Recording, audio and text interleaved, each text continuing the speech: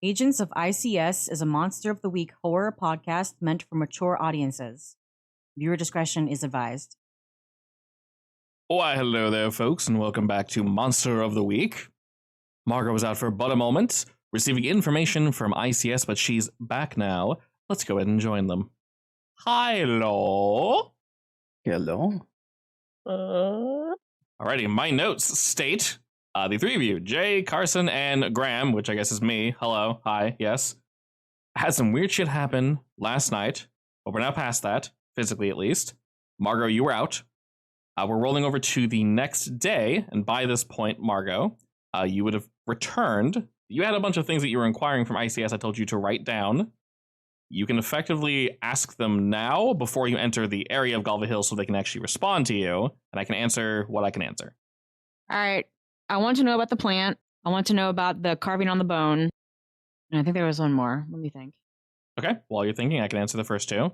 The plant, nothing comes back from that. In fact, this is good information because it lets you know that this is probably not a plant, actually. There's no records at all, whether it be on our side or mythological, that matches this. There's some things that match it slightly, but the more you describe it, Margot, the less it matches. And we're going to chalk this up to less like a discrepancy between what we have written down and what you've brought back to them, or, you know, maybe you misinterpreted it. And I.C.S. basically let you know more so, no, this is probably something new or different. But with the information you have, you can almost confirm this is not a plant. And then regarding the bone, the jaw, I forgot, you took like a picture of it, I assume? Yeah. Yeah. Okay. Either picture or he sketched this symbol or something, I can't remember. What we're able to glean from that is effectively a mixture of things. The runes that are carved into this bone are like protection runes, but they're more like offering protection, if that makes any sense. As if like we offer this to you, therefore protect us, like a deal. So it's not similar to, you know, if we're gonna go real simple like garlic or a cross, like get away from me vampire. It's more if you had a deal with said vampire and you know, donated blood to them. This is more similar to that. So what's the language? It's basically just an ancient runic language. Used by anyone? I'm really bad with geography. It is, I think it originates from, I want to say like northeastern Europe. I don't know how far like Europe spans. I think is Russia count as Europe or no? Well, it's so big. It's in the European continent as well as in the Asian continent. Yeah, I know. It's weird. So yeah, technically. Okay. But it's not a Russian. It's part of Pangaea or Eurasia, I guess. Yeah, I know. It's such a weird spot. Oh. It's that general area. So we'll say as Eastern Europe as you can possibly get. So old Europe. I mean, you could we'll call it Slavic. Yeah, Slavic. There you go. Thank you. That's the word. Or Nordic. Yes, Nordic Slavic. That's the exact phrase I was looking for. Thank you. Perfect. I was like, it's on the tip of my tongue. Slavic and Nordic is Vikings, right? Nordic is Slavic is technically not. I'm not very good at my history. Slavic just gets closer to like Germanic, but not. There's a lot of history over in Europe, unlike here. Basically, they would be closer to barbarians. Yeah, shit change names and hands and languages, and history's complicated. Mm. Barbarians, got it. All right. And then you have Finland, which is basically both. It's weird. Everything kind of mixes into one thing anyway, so it's fine. And the blood sample. The blood sample comes back as human, but matches no one on file. Makes sense. Were there any toxins mixed into it? No. It was pure blood, definitely human, not animal, but doesn't match anybody. It doesn't match anybody? Nope. No, well, that means it matches is probably gone. Yeah, it means it was definitely his. I just don't understand how it could clearly exist and then just suddenly disappear in so many different ways. Can they? Okay, maybe this is happen. Not a possible question, but can they backtrack its genetic history to maybe find some parents? No, that should be possible because of ancestry. It is because that's how criminology works. Well, but also ancestry does that. I'm saying they use the same thing. Plus, the parents also never existed. That's what I want to find out. I don't let the government have my blood ancestries sample. Have been disappeared. It does match a family, but it does not match any individual. What does that mean? And where's the family from? The family is, I say they're from out of town, from where we came from. Probably south, about 4 miles. But they do exist in that general. I mean, I don't think Graham or Finn rather said anything to Graham about his parents, did they? No. Yeah, didn't talk about his family too much, but this blood sample does link back to a Ryan family. His name was Finn Ryan, so that does indeed connect. They do have a child, but just a child, and that is not Finn. This other child is on record for existing. There's been nothing weird with them whatsoever. Finn never mentioned that they had a brother or a sister, but from what you can tell, this family only has had one kid. That's it. Well, I'm gonna go talk to him. What if they have a suspiciously empty bedroom? Exactly. I did find where I put the notes. I put them somewhere funky, so that was all three. Oh, where'd you put them? Did you put them somewhere funky thinking, I'll remember where this is? Yes, that is exactly what I was thinking. It's the second paragraph from the bottom. Oh, God, okay. Because I even looked, I'm like, where the hell did you put Margot returns to town to send text. Drawn pic of plant, photo of writing on bone, and blood sample. Okay, there you go. I'm dumb. That's fine. You eventually found it. So, does that mean that you're going to speak with their family as opposed to going back to Galva Hills? No, I'll go back to Galvin Hills. I don't want to leave them alone too long. Okay. Also, you have my car, so you better. I like your car, Jay. I mean, it's a normal van. It's a nice van. That's true. I spent a lot of work on it. And time and money. I can tell. By this point, then, Margot. I almost called you Morgan. What the hell? I looked at Margot and my eyes went like Carson. The third twin. How could you do that to me? Good old Morgan. Sorry. Why would you? That sounds like sorry. That sounds like when people would call me and Melanie like Melgan. Yeah. Or Melgan. My brother's name and I did not work. We were Aunt Daniel and Dan Anthony, which is like that's not even. Dan Anthony. It's awful. Yeah. Megany and Melgan were pretty common. Those work. My name doesn't work at all. It's just awful. It's just let me correct myself. I guess there is that. And that's not half as bad as my name, or what my name would have been if I were a girl. What? Michaela. Michaela? Yeah. I like Interesting. That. Basically the female version of Michael Wood. Okay, cool. What? Say it again? Michaela. Breathes heavily. I'm just like it does have a nice feel to it. It does have a nice feel to it. I just because it was making me think about how like when me and Melanie were born, like my dad was like he was like I don't want anything that's similar to Michael because that's my name. And so I've heard like Michaela and stuff, but I actually really like the other version of it. It sounds kind of nice. I was going to be named after Michael Jackson, so it was either that or Michaela. Oh, I love that. I'm gonna write that down. Yep. Good name. Next character. That's what it's gonna be. Excellent. All M names for everybody. We'll say it's past the early morning, Margot. When you return, I assume Jay and Carson, you guys would have, woken up, probably prepared breakfast and such. Yeah. I think one of us was staying up, right? Yeah, because of the weird dreams, right? Yeah, you guys were going in cycles, basically. So how much time happens between when we all wake up versus when Margot returns? I believe I mentioned you guys woke up around 2 or so during these nightmares. Okay. Yeah, around 2. Then you guys went to sleep. And then after that, like I said, nothing weird happened at all. So you tell me if you got a good rest or not. And then Margot would probably arrive at like, what Margot? You think maybe 9? Maybe a little earlier, around there? Whenever. I've probably been up for a very long time, so I'm sure I'm very grumpy. You have been busy. Yeah, well, so are we. We were haunted. Must be nice to not be haunted. Well, then you're grumpy and, what's the word? A little frazzled. Jittery. Yeah. I'm slurping down that coffee like there's no tomorrow. Extra I want to say that now. Jay is still very relaxed.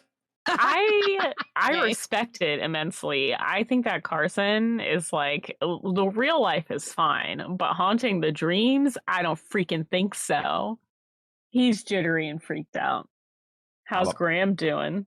Graham, you can tell he probably got all of his jitters out last night, but he wasn't doing well when he woke up. He's doing much better now. So good.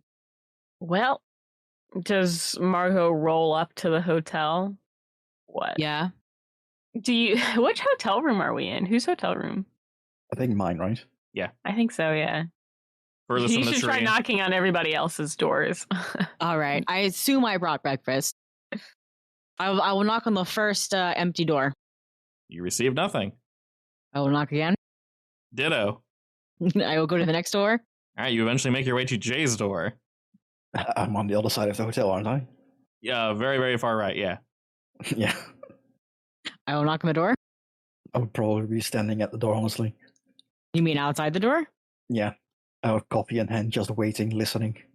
Hey, where are the other two? Sleeping, hopefully. But I knocked on their door really loudly. Yes, they're sleeping in my room. Why are they in your room? Because we had friends visiting us last night. Explain. I'll just lead you into the door, I guess. All I'm right. not sure if the other two are awake yet at this point, but we'll see. Yeah, I think I'm awake. You smell the delicious smell of bagels. What kind of bagels? Lots of different kinds. I bought a baker's dozen of every kind. Yum. I'm gonna get some of that everything bagel. I eat it. I don't even say anything to you. It's delicious. I mean, it works for me.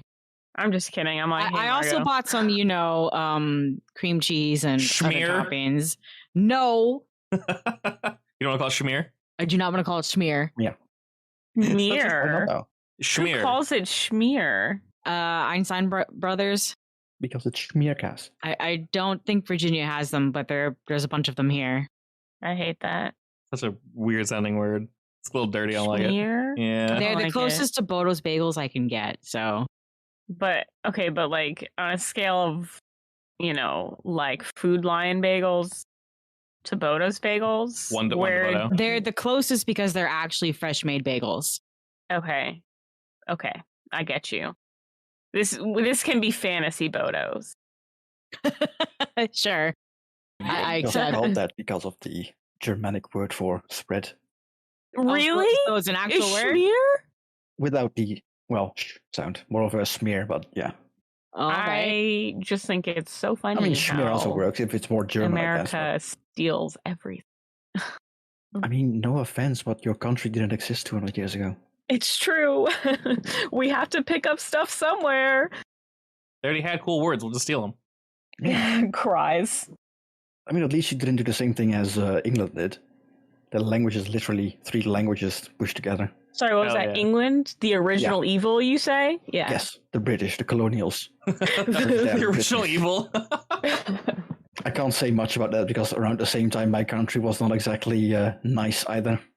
I don't think anyone's. Let's be honest. I think everyone's country sucked at some point. Yeah. World history is a rough Mine go. was the other big colonial country. Oh, Christ. joy. Everyone sucked at some point. We're virtual handshake right now. Basically. Love Alrighty. it. So we go to Fantasy Bodos, and Yes. Margot. Get some schmear. Yeah, get some schmear. You had your pick, Margot. Fortunately, because you were out, so obviously you're gonna be a little picky. Bring the good shit back. Got to back up the Perfect. team and all. Damn straight.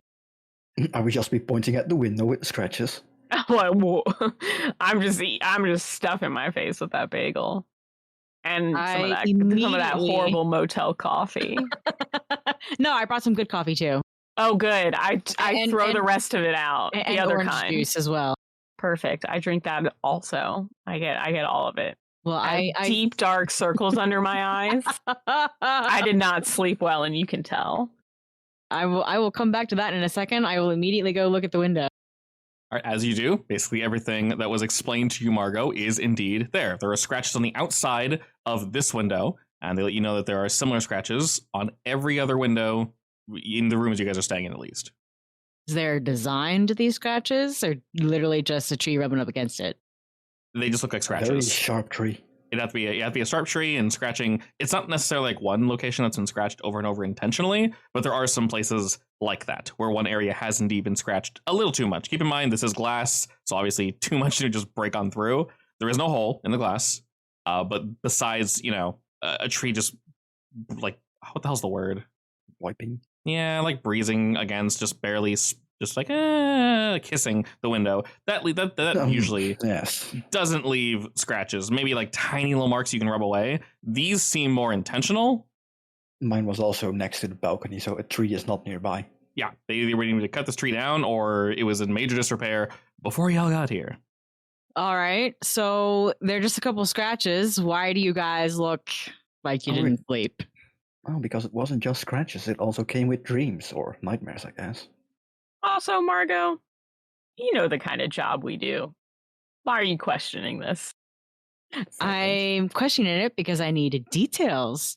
Oh, Good okay. person. I need the deets. I need the hot gossip. Right, well, I guess we explain it. Yeah. Like the one thing that we all noticed that it involved, like, what was it? Was it whispering or was it mirrors and glass surfaces and stuff like that? There was definitely whispering. And then there was the thing at the glass. Yeah. In my case, it was a mirror. Yes. Yes. But definitely yes, something with glass, and you got attacked by a tree. So yeah, and then something actually came into physically was outside of Graham's room, right? I mean, all of our rooms technically. Yeah, That's true. You guys heard scratching. He wouldn't have woken up though, right? Right. No. You guys Actually, heard. we don't know that. You're not sure.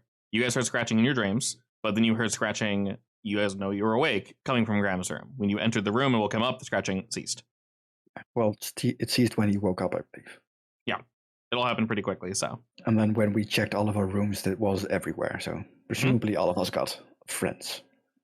What about you, Margot? Did you have any dreams while you were away? Did you even sleep? No. How's Margot looking? I'm going to be honest. I probably look a little tired, but I think she's probably used to sleepless nights. So I'm managing. I will tell you about the plant, the carving, and the blood sample. About that jaw thing that I picked up, by the way, was that a case of my friend giving me a hint, or was it more of a my friend wanted that thing for his own reasons? Like, was it one of his collections? Yes, you know he wanted it for something. Okay. It wasn't directly involved, but the runes on it probably were.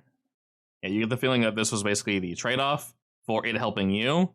Once it brought you there, it wanted a little something in return. Yeah, makes sense. But it's probably going to disappear at some point anyway, so...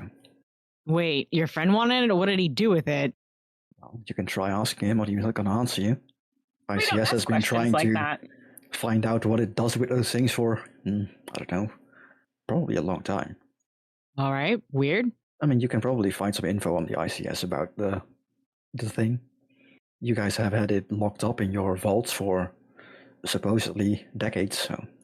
That's until true. I stole it. We'll pretend we didn't hear that. No, trust me. You know. They know. It's the entire reason why I'm working here. Either way, I'm pretty sure it wasn't the only one with runes on it, right? No, I think most of them had something carved on them, right? Yes, they also looked similar, so you can venture to guess they were all about the same. So they seem to be some kind of, I don't know, peace offering, I guess. Sacrifice. Can I say I also asked about maybe native tribes in the area, historically speaking? You can, but what you get back, because of where this is, obviously there are a lot of Native American tribes from like long ago. From what you can tell, they have nothing to do with what's going on here. Nothing matches up, at least. I mean, the writing was like ancient Slavic, right? Or yes, that's true. Yeah, they didn't have that kind of writing system. Not Slavic. It was Cyrillic. Yes. Well, I'm just asking for, maybe source sake. Yeah, doesn't hurt to ask. Because, I mean, if it isn't historically something here, then that means this got here by accident somehow? Yes. Just what we need. Our very own Baba Yaga. You got something against the Baba Yaga? No, not out loud. I would never say anything out loud about her. Oh, God. Nobody can speak of them aloud. I mean, on the plus side, she's only interested in kids anyway, so... Yeah, as one does. They taste delicious. Yum. All right, so basically... Oh, also we found someone else who was cut by supposedly one of those fruits. I'm immediately interested. That is true. We did that. That did happen. We're keeping an eye on her. She hasn't gone back into the woods or anything. There didn't seem anything wrong with the wound itself, aside from it being itchy, I guess. Yeah, but she said that like it was itchy, but it was also like I mean, I guess generally when you have when you have a bug bite or something, it's supposed, you can't stop yourself really from scratching it for the most part. But I was gonna say, like, was it weirdly itchy? Like she was compelled to keep touching it, or is it different? Like in the same way that a bug bite would itch. Always the case? That's what I'm wondering. How do we know if it's weirdly itchy versus from the way regular Bob itchy? described it? It seemed weirdly itchy. Well, anyway, the only thing we can do right now is keep an eye on her. Well, we can have Graham do that while we go back to the source. You could do that. You want to go back there? Truly? I don't. We kind of have to. Yeah, we kind of have to, but at the same time, I don't think we got out of there without a lot of luck. Yeah, like I'm not gonna lie to you. I'm a little nervous about it. I don't think we need to get ourselves a sample though, but at the same time. Yeah. Like if anything, I think we need to find some kind of assurance. Assurance of what? I don't know. Like a protective charm, I guess. Oh, yes. That's fair. Because, well, looking at the bone, the jaw that we picked up, it had protection charms. The real question is, was it protecting the thing or was it protecting the people?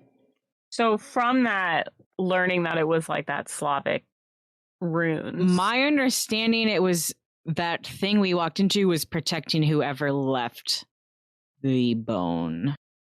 Was protecting who left the bone? Yeah. But from what? From thing we encountered, or was it protecting us from the thing we encountered? Well, to be fair, the bone is there now. Or was there. So clearly, if it was protecting the person, it didn't work for very long. Also, we did get those dreams while the thing was in my bathroom, so... Yeah. Oh, that's a good I'm more point. inclined to believe, actually, that this bone is supposed to protect something using that creature. Oh. I didn't even think about that. That's got me wondering if someone is messing with something in the area. That they shouldn't be? Yeah, like a construction spot. In that case, we're gonna have to go down the path again and not run away this time, hopefully. I guess we could bring bigger weapons. How about that sword? Is that lady, is she visiting from far or from nearby? I think she went out hunting with her brother, so presumably not too far, but at the same time, a distance. She wasn't from this town, at least. No, right. She was visiting. She was visiting. Yeah. All right, well, that kind of rules that out because it would have to target someone nearby. Oof. I do really want a sample of this not plant, though. I know, so do I. Yeah, we have to go back and get it, I guess. And yes, I'm bringing my sword this time. I'm not going to stop you, that's for sure. So has my friend at this point already taken the jaw away, or is it still in the bathroom? Still there? I'm gonna immediately use my special thing to ask it a question, then I guess. Use all my luck for the day. What's the question? Would keeping this jaw on us protect us from whatever is in the woods? I would say before you roll, don't roll just yet. You get a feeling. You normally know, Jay, when it's payment time, effectively, when it's going to answer a question. It'd be for a trade. This one's effectively free. It sort of gives you a vibe that, no, this job will not protect you. Well, too bad. In that case, you can keep it for now. We still don't know why your thing wanted that, right? No. Like, supposedly it's going to give me, like, a place to deliver it at some point, and then it'll disappear from good. Or maybe it'll just disappear out of my pocket. I never know. Oh, God. Just casually. Gone all of a sudden. The only thing we do know is that it's supposedly good, that the I.C.S. allows it. Allows it? Well, otherwise I would have been killed. It's probably true. Or whatever I.C.S. does with people that find out about this stuff. Any insight on that, Margo? I can't say. You can't or you won't. Both. Okay, that's good to know. Suspicious. Well, either way, I'm happy to be alive, so let's go back into the forest and potentially die. Perfect. Sounds like a plan. Love it. Sounds great. The more willing you are to die, the less they'll be mean to you. I hope so. Now, realistically, is there any preparations we can take for this, I guess? Aside from bringing big guns. I'm not entirely sure because I didn't know what it was. Yeah, if only your brother was here, he can get his hands on a flamethrower, right? Definitely. Oh, wait, did he tell me already? That's up to you to decide. Last time we basically said he mentioned it and you guys would get together later. You could have said, if you wanted to, that Maverick just said, hey, Margot, there's something we need to talk about, and didn't specify. So that's up to you. You know what? I think I would have called him because there's probably some waiting time while I'm just waiting for stuff to get analyzed. See, the only problem is with my brother. Yeah, I found out we have an older brother, so my brother's a little busy dealing with that. What? Just a Surprise. brother hanging out somewhere in the ether? Yeah, I thought we were parentless, siblingless orphans, but apparently we have an older brother. Wow. Weird. In that case, I guess you That's have another weird. reason to survive. Yeah, my That's not a brother death really threat, likes right? my brother really likes this older brother, so I definitely have to meet him. Well, that is All right, let's go. what a surprise. The I world guess is a I'm- weird place. I'm not sure if I should be Yeah. lucky that I don't have any siblings. Anyway, Think on it. maybe I did have siblings and they were disappeared by a forest. Who knows? I'll never know. As you guys are heading out, you said that you'd like to leave Graham behind. Yeah, in fact, I want him to watch the lady. Okay, so obviously he would protest initially, but you let him know that, well, it's to protect Maya. And he goes, basically, all right, fine. I would ask my pocket watch if he wants to be left behind with the bone in the bathroom while we are gone. You get a feeling that it's content, and whatever it needed, it basically got. So bring the bone with you, do whatever you want with it. Nice. In that case, I'm gonna bring it with me. Or does Margot want to have it? Does the organization want to have it? The bone? Yeah. Did the organization mention that? You know, Margot, anything weird, they 100%, especially if they don't recognize it, would not mind physically having it. Yes. I would Yeah, make sure they'd to love to shove have it. into like one of those protected lock boxes I have in my fan then. That's perfect then. They like weird shit. And let's hope that it doesn't bring them weird nightmares as well. Because that would be an issue. Oh, they're used to that. It's fine. Yeah, effectively, if you bring them any items, you obviously can warn them like, hey, this did blank. They go, cool, we're still gonna test it anyway. If someone dies, oh well, you know. They're aware. Exactly. That's the kind of organization they are. They're obviously incredibly careful, but they're entirely aware of the weird shit y'all bring back. All right, in that case, they're gonna have fun with this one. Yeah, you get more kudos if you bring things they like back. Just hope they don't start disappearing, because that would be an issue. Indeed. They also need to steal the guest book or something while we're waiting anyway. Guest book? Yeah. So you know how Finn disappeared, but he had like the remnants of his existence basically in books and on That's camera. Not a bad idea. Well, usually hotels and motels have one of those like guest books, right? Where they can write something. Yeah. I'm not sure. And in fact, that might give us proof of other similar victims if there are any. Yeah, so I was gonna see if they have one of those books. What are they called? Guest log, usually. No, more of those like front-facing ones that guests can leave messages in. Mm. Like weddings also have them, usually. I'm sure they have a name, but I'm blanking on it. Yeah, I was gonna check if maybe this hotel has one of those. Because usually there's like boxes where you can write in, and if one of those boxes happens to be blank. I know what you're talking about, but my brain cannot conjure the word. Do you guys check for this first before you head outside, or? Yes. Yeah. Okay. We'll just call it a logbook, I guess, for now. The guest logbook. Yeah, guest logbook.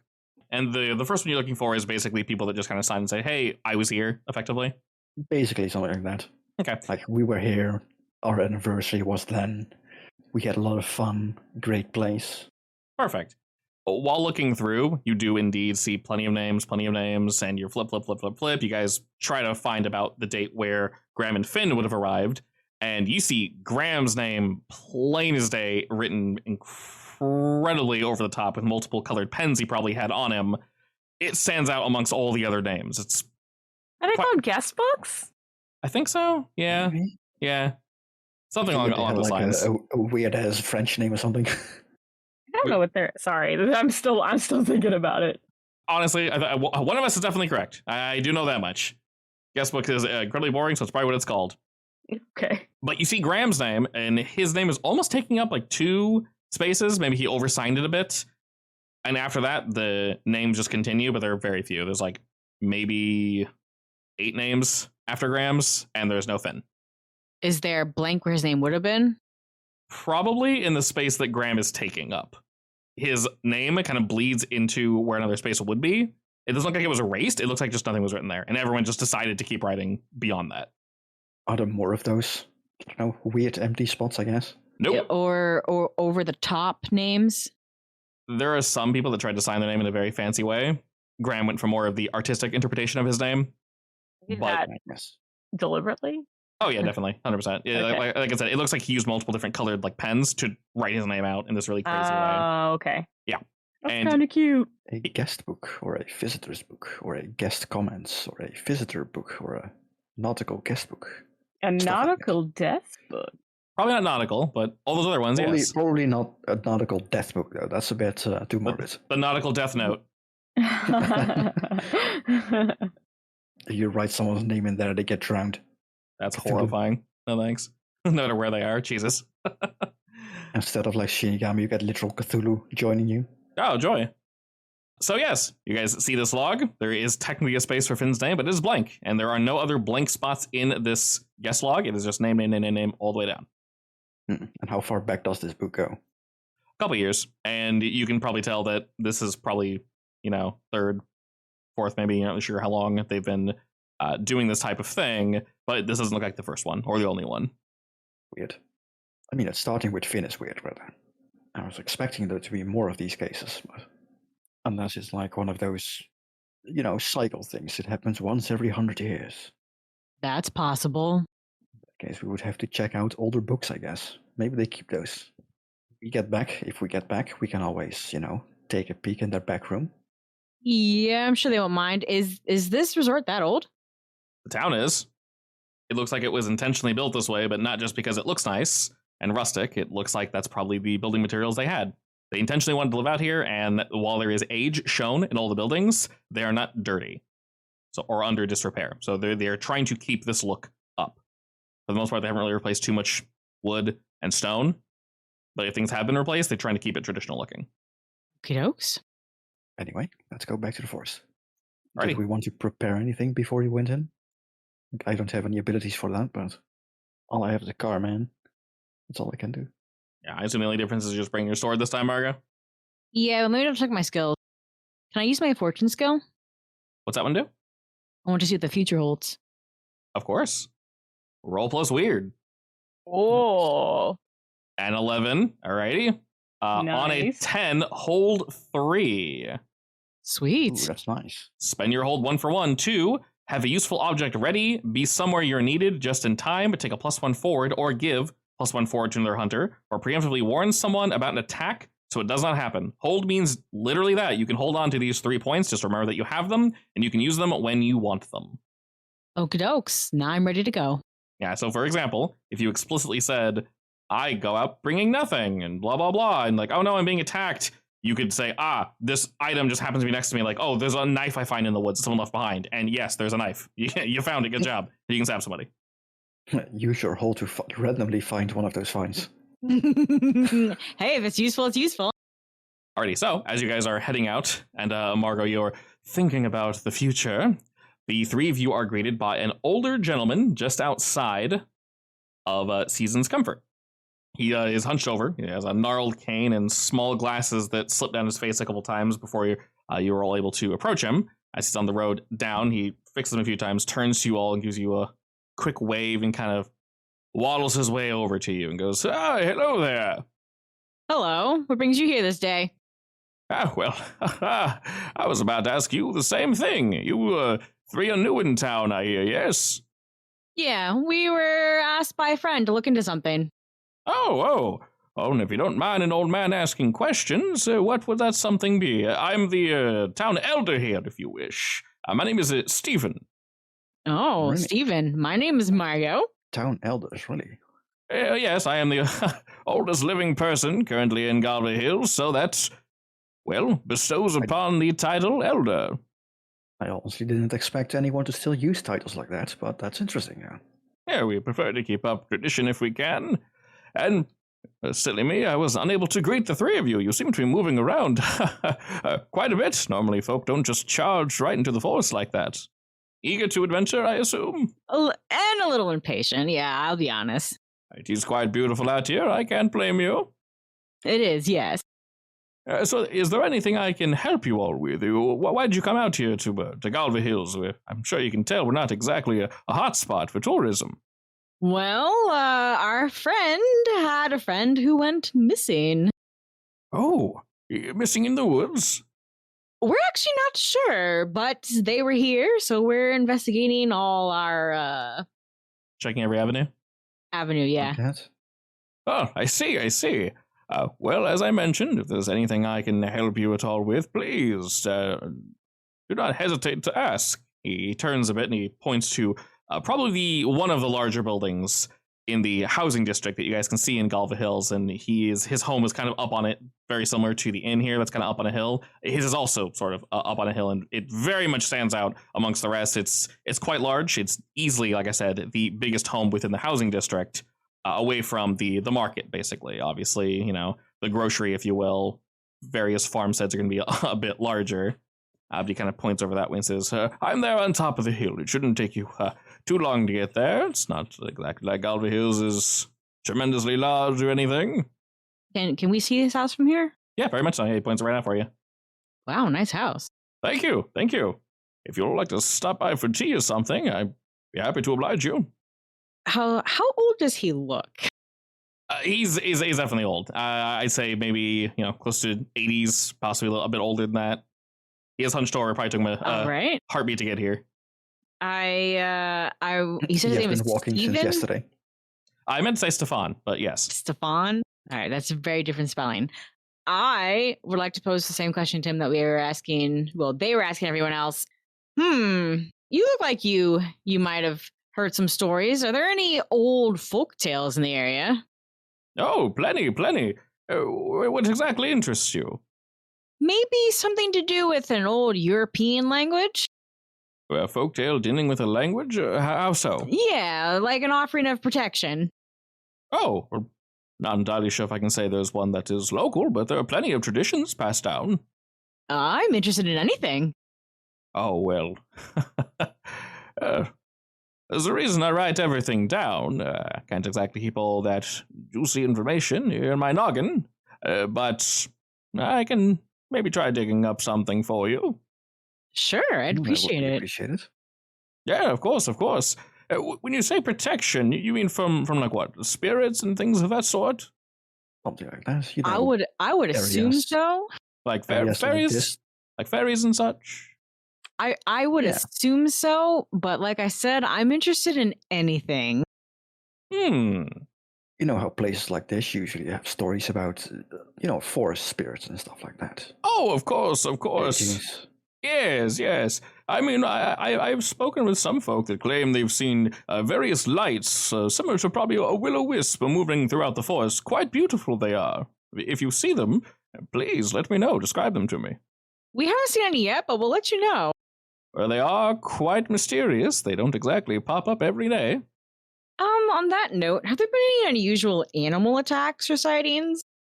Not that I can recall, no. As long as you're careful out there in the wild, and nothing should harm you. And I'm sure you were reminded, if you are to go hunting, you just need permission, not from me. There is a hunting lodge you can swing by if you'd like, and they can get you all situated. Of course. Yeah, they told us. Yes, I probably don't need to go over that again. But, because of that, things are quite well regulated here. We've not had any strange animal attacks. Sometimes animals will wander through the village, but they are surprisingly calm. I mean, some bears will, move about, but you won't hurt them, they won't hurt you. You merely scare them away, and they'll turn tail and run. Interesting. I mean, from what we've noticed, the animals do seem to be weirdly used to us, I guess. Yes, weirdly calm. We practically ran into at least two of them. Oh, well, that's not really too surprising. We don't really hunt too much in these woods here. I'm sure you can tell. We choose to be out here. There's not really any technology, no television or anything of that nature.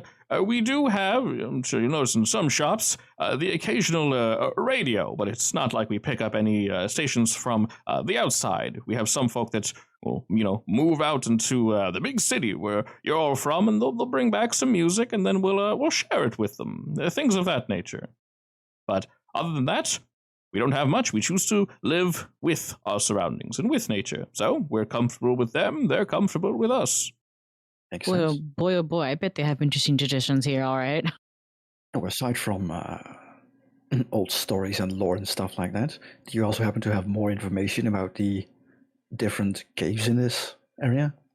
Information, how so? I would say to steer clear of most of them. We have cleared some ways so that they are easily seen, so that you don't go into them. I don't want anyone falling and getting hurt. I'm also interested in, I like etymology. Like, how do they get their names? Stuff like that.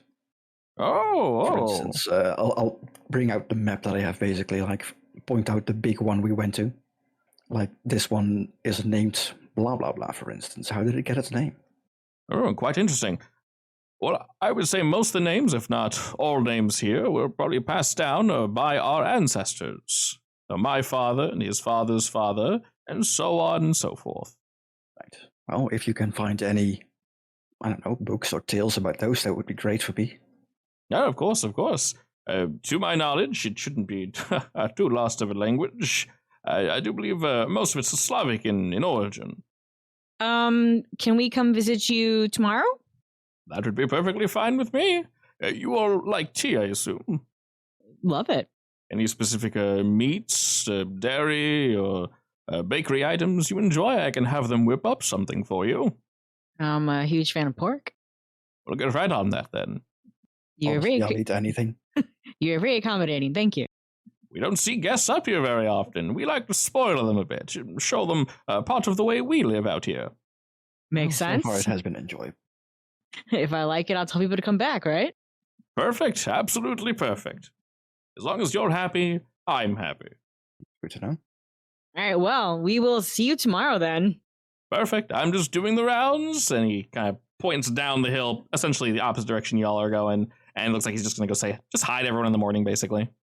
And I'll start leading the way. All right, you guys head one direction, he heads the other, and gives you guys a quick wave as he moves on to one of the shops. He's like, oh, good morning, and then kind of does his thing over there. Did we want to, drop by the hunting lodge and see if they have, I don't know, weird information about animals that they might see at different places? You mean if they follow certain patterns? Yeah.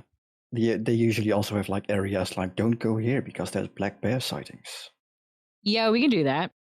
All right, you guys are able to indeed swing by the hunting lodge. And do you approach the counter individuals here basically saying you want a hunting license, or you just want information? Information. I don't want to kill anything unless I have to. I mean, I think Jay would say, or at least ask, in self-defense is fine, right? Yes, they let you know ahead of time that self-defense is fine, but don't get in that situation where it's required, if you can help it, of course. Yeah. And how expensive is, a hunting license for, I don't know, a week, I guess? Depends how long we're staying. Sure, yeah. There's a rather large woman in the back. She's fairly beefy. Clearly, she's most likely involved with the tannery as well. As you can see, there are many skins that are held up. There's some heads and busts and stuffed animals and such. Not stuffed animals, literally. What's it called? Taxidermy. There's some taxidermy up, and it's all signed under the same name. Presumably her, because she has a little name tag that has indeed the same name on it. And she gives you all a quick greeting. She indeed relays that information to you, Jay, essentially, and you know that self-defense is perfectly fine, but please do not move away from them. Don't shoot first. For the most part, they'll just walk away, I promise. If you're super in danger, though, get to blasting, but let us know. And then in terms of the license, it is a reasonable price for a week or a month. For folk like you, since people don't normally stay longer than a week or a month, the minimum is a month. But if you want to live here, that's completely separate. But you must live here for a local hunting license. You know what? This thing in the woods is controlling deer. I'm gonna go ahead and get a license. Is it controlling the deer though? Yeah, it definitely is. I don't think we can. Deer, so definitely. Oh, well, but maybe it appears like a deer. Yeah, so it might not be a deer. but on the off chance that it decides to attack us as a deer, I don't think we can blame that as self-defense. Yeah. Yeah, all right. I would rather shoot a weird deer and then find out that it's actually a deer and we're going to have to, like, bring it with us. Look, as long as we don't waste with a it. license or without. Yeah, no, that's fair, though. I'd say go ahead and get the license. All right, fair enough. On the plus side, I'm sure I.C.S. will cover for it, right? It's an expense. Yeah. Margaret says, shoving her mouth. Oh, trail mix. Trail mix. Is it like a per person license? Yes, and it is a very reasonable price since the three of you are all buying it together. They are able to discount it very easily for you. And she seems very happy to, sign your guys' names. Yeah, I assume you guys give your names, or... Yeah. All right, she I signs you all up. think that this town is going to have an issue with my... or with people finding out who I am or something, so... Perfect. There is, obviously everything is handwritten so that she has you fill some stuff out, and effectively this, here's a temporary license while we get things officiated for you. But other than that, they can take your guys' picture real quick on like a Polaroid. They can get all that situated, and of course, Margot, because I.C.S. will be covering most things, and they don't have any tech here really. You have to pay in cash, but once again, it is indeed reasonable. And I have to keep the receipt, of course. So they have all that. Later, you lose the receipt. No. Is one of those handwritten receipts? Yep. Everything is handwritten. All. I take a picture just in case I lose the physical copy. Yep. They do not mind. Go nuts. She gives you guys a real quick, real cute, just like, all right, make sure you don't lose this, et cetera, et cetera. If you bring anything back, feel free to swing by here. We can get it gutted and skinned for you. Good thing. The usual, but yes, you would now all have a hunting license for you. Yeah, Marco and Carson will once again notice that Jay has a very fancy handwriting. You have very fancy handwriting. A very fancy handwriting. You don't look like someone who'd have fancy handwriting, Jay. Well, that's what happens when you grow up in an orphanage. Oh, a backstory unlocked. Go on, I'm listening. There's not much of a story, honestly. I was growing up in a orphanage. That's about it. Too bad I.C.S. didn't find you sooner. Yeah, I was gonna ask about that. Is that normal? Is what normal? I.C.S. picking up random orphanage kids. It sounds a bit, brainwashy. It does sound a little brainwashy. As somebody who was brought in later as a consultant, I don't know if I have an answer for that. No, you'd be surprised how many orphans are touched with magic or something. That's how they end up orphans. That is fascinating. That's slightly concerning. I guess I should be lucky that my parents were just, drug addicts. Oh, if you say so. Lucky? Honestly, I'm gonna hope that that I don't find out it was magical drugs and I have some kind of weird powers. Okay, that's that would fair. Definitely shatter my worldview. Yeah. This is the case with most books. All right, on we go. Oh, did we get the ask like, are there any areas we should avoid? Oh, yes. Bear sightings. That question, very good point. She, very obviously, lets you know to... you guys have your map on you. Do you mind if she marks it up? No, she nope. can go ahead. Go right ahead. Alrighty, perfect. Well, let me take this here. It definitely has like the marking already for the big cave and the small cave and the area where the stuff was going weird. All right, she kind of pauses. So she'll notice that. Yeah, she pauses and sees it and goes, oh, you guys have already been out there in the forest, looks like? Partially, yeah. Well, perfect. Did you go into the cave, or? We just took a peek. Oh, we're gonna check different caves out, yeah. I would recommend in general avoiding them, especially if you're going hunting. Animals tend to live there, and we would prefer you stay away from their homes at least. If you are to go hunting, preferably get the ones that are moving about and such, and not where their homes are, as in they... Oh, of course, we know. Right, there'll be babies there. If I'm going to hunt anything, I don't want an easy target.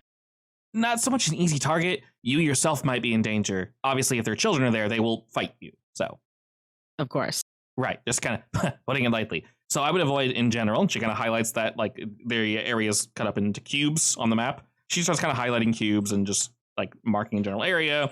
And as she's kind of moving around, like, avoid here. She kind of, like, circles, like, a whole-ish area of, like, this whole area just stay clear of. The brush is too thick. It'll be difficult for you to get around. The ground isn't too stable. She just kind of explains it away of, like, people have They don't get lost here, but they'll fall, they'll get hurt. We don't want that happening to y'all. So if you stay over here, oh yeah, there's plenty of deer and such. And she does indeed highlight the other cave, quote unquote, that you guys went to. That general area just says very unsteady ground. Don't go over there. She also marks another cave that you guys didn't go to, effectively saying stay away from there. There are known bears there. Just don't go there. Are we seeing a pattern on the map of like animals avoiding that area or hanging out in that area? The special area. The special area she tells you to avoid because you could be hurt, whether it be falling or something else, or just lost because it's really, really thick there. In terms of like where the animals will be, there might be some there, but it's literally not worth it. There's more elsewhere, and the thicket isn't quite as thick. So. Interesting. So it naturally deters people. Yes. Then why did it let us in? Well, maybe we fit its protection criteria. Yeah. Or maybe it wants one of us for dinner. I don't know. Also that, yes. Or maybe it's just trying to protect this village from entering there because there's something bad there. Also that, yes. I guess we'll find out when we go in and hopefully not die. Righty, I assume that is our cue to go back into the forest. Yeah. Yes. Yes. Going to the forest? We. House I guess. Jay is like, as we walk into the forest, like Jay is loudly counting out all the dead flags we've set off at this point. Excellent. Jay, please stop. Why? It helps with anxiety. Your anxiety, maybe. Fortunately, your group did get ready nice and early. So we're able to move back. And we know the way there, too, so. Indeed. You guys already have things labeled. You know where the entrance is and all that extra good stuff. You're able to re-enter Lovagash without really any issue. I assume we're going straight to the no-no zone? Yep. All right. Wonderfully labeled as such. They didn't happen to ask your people what Lovagash translates to, right? Is it actually called that? Yes. Yes, I would have. Okay. It is Croatian. It translates to Hunter's Grove. Do we know if it was named that by someone in particular, or if it's always been known that? Croatian does fit with the Slavic moniker, so. From what Stefan said, basically everything here was named what it was by the locals, and they just get the names. But so they can't pinpoint the actual name, or is it in the traditions he mentioned? It's in the traditions, so it was always named that since his father's father, etc., etc. Who still uses the word grove in even those times, honestly? And now I'm thinking that there's druids in there or something. There, now if you put your finger over it, you'll get a translation. How cute is that? I didn't know Roll20 could do that. That's actually really cute. Oh, that is cool. Yeah, the three of you are able to enter the forest with relative ease. And as we mentioned, we are marching straight to the bad zone. It doesn't take too long because we left nice and early. And double clarify, Margot, you are hauling your sniper and your sword, or just a sword? Both. All right, you got some some heavy shit on you, but you are... I'm stronger than I look. It's cool. Oh, of course. But you are heavily armed. You just got a lot on you, but you have options, and that's very, very important. So dispensing with all the formalities and such, we'll say it takes about, I think I mentioned an hour and a half, maybe 2 hours to fully get there at a normal, steady, safe pace, at least, considering what we're carrying and how heavy the underbrush and everything are going to eventually get to when you guys do get there. But you do. Do we sense any eyes on us along the way? Along the way, you do not. No. You guys left nice and early. There are indeed some birds and such fluttering about, maybe some animals off in the distance. They're picking the early worm and such. But other than that, you are all undisturbed on your way through the forest. We eventually reach the decline. I almost called it a reverse incline. My brain is working today. Yes, a reverse incline. Yeah, it's like, what's someone call it? Not counterclockwise. I think it's called like reverse clockwise or something stupid. I forgot what. Like just, it's counterclockwise. Anti-clockwise, that's what it was. I remember someone saying that. I'm like, what? Just kind of give me a huh? Anyway, we head on down. And here is where we legitimately need to slow down. As you guys were told in the Hunter's Lodge, you would definitely get hurt here were you to rush. This whole area, this declines down. There's jagged stones and bushes and trees and such. Everything's growing just fine, but this is not meant for human travel. And after some time, you guys do indeed find the entrance to the walkway. Takes a heartbeat, but recalling, it is approximately right where you remember it should be. Do we want to make like extra precautions at this point? Do we notice anything different now that we know what we're looking at? You do not. And as per last time, the canopy is quite thick, so things do get darker. It is by no means pitch black. A flashlight would aid you, but because it is daytime, it's legitimately like 10 o'clock in the morning. You guys can still see fine. It is just darker, notably. Do we would like want to tie ourselves together with rope and promise each other we won't look into the forest or leave the path or look up? That's not a bad idea. Yeah. Or maybe we want I to go will into the lead. forest. Sure. Please tie yourselves together. That way, if one of you get grabbed, I get all of you. No, I'll just shoot the rope. No, No. my snack on a rope. Alrighty. Margot leading. You all move deeper and deeper into the bocage. And as you do, fortunately, things have leveled out.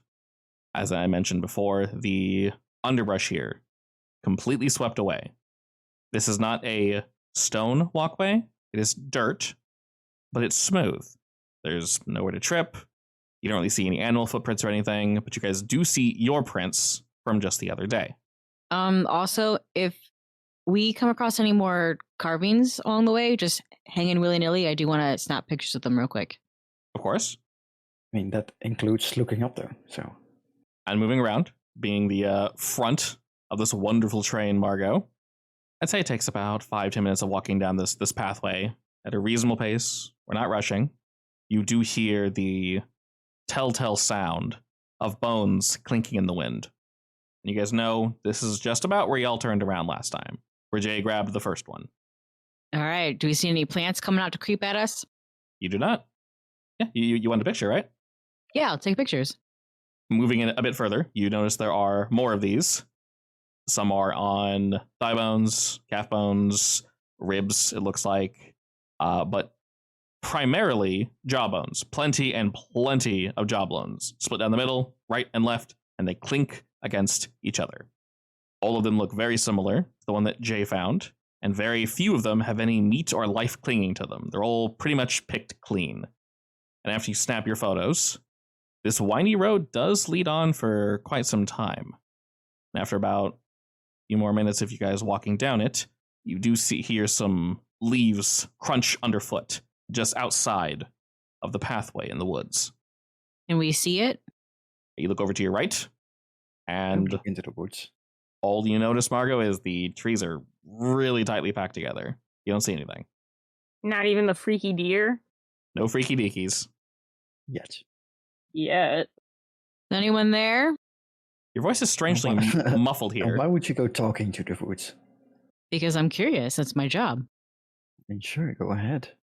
It almost sounds like you're speaking in a room with insulation. It doesn't really echo at all, or reverb. It just kind of stops. No one returns your hello. You know, if this was a place of protection, I was hoping for a warmer welcome, but I guess we'll just keep going until we find someone, and I'll start walking again. To be fair, you aren't speaking Croatian. True. Makes me wish I was better at languages. Do we have cell service here? Definitely not. I Google Translate. Can we have a babblefish? I laugh. All right, you all continue further on in. And with Margot leading the way, is your weapon drawn, or are you just ready to pull it out if you need to? I'm ready to pull it out. I don't want to appear too threatening quite yet. Okay. It She's is doing like the weep run with the one hand on the sword. It is really big, so that would be a very awkward image of Margot charging through the woods with the sword out. So yes, that's definitely more acceptable. Upon walking a bit further, you come across something that you've not seen yet. The path begins to open. And it opens into a circular clearing from what you all can see. And all along this way, Margot, your group has heard something moving about in the woods, about the same distance as the first one. And if you were to call out to it, it would not respond. You just hear like a step, and then nothing, maybe a couple minutes later. Like it's following us? It seems to be coming from all around, almost as if it's walking away, walking maybe somewhat closer, which would probably give you pause. Can we tell if it's bipedal or quadpedal? It's difficult to tell. Sometimes you hear 2 steps, sometimes 3, others 6. It sounds as if it might be deer or deer adjacent. But like I said, other times you just hear 2 steps. Very similar to, a human. Just da-da, and then just like walking and stopping, and then nothing. But looking into the woods, you don't see anything. And now, up ahead of you guys, there is a rather large opening. I'd say about 50 feet by 50 feet or so. And at the end of this large opening, you do indeed see a cave. And this cave is completely surrounded by other bushes, shrubberies, and trees that are growing out of it. It is completely pitch black in said cave. And you can just barely see probably stalactites, the tites that are hanging. There's some stuff in there, but it's real difficult to see inside this cave. Does anything resemble teeth?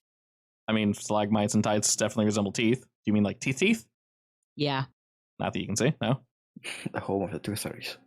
I mean, at least it isn't like a house on a chicken leg. What? Well, there's nothing scary about that. Are you sure? That's where Baba Yaga lives. It's also where Hal lives. Yaga, Margot. I mean, Baba Yaga's not something to be afraid of, is she? Yes. Yeah, Margot's sitting here like, well, I either get a really hot guy or I die, so that's fair. Yeah. I'm thinking of the. There are only the world is black and white. It's either children. That one.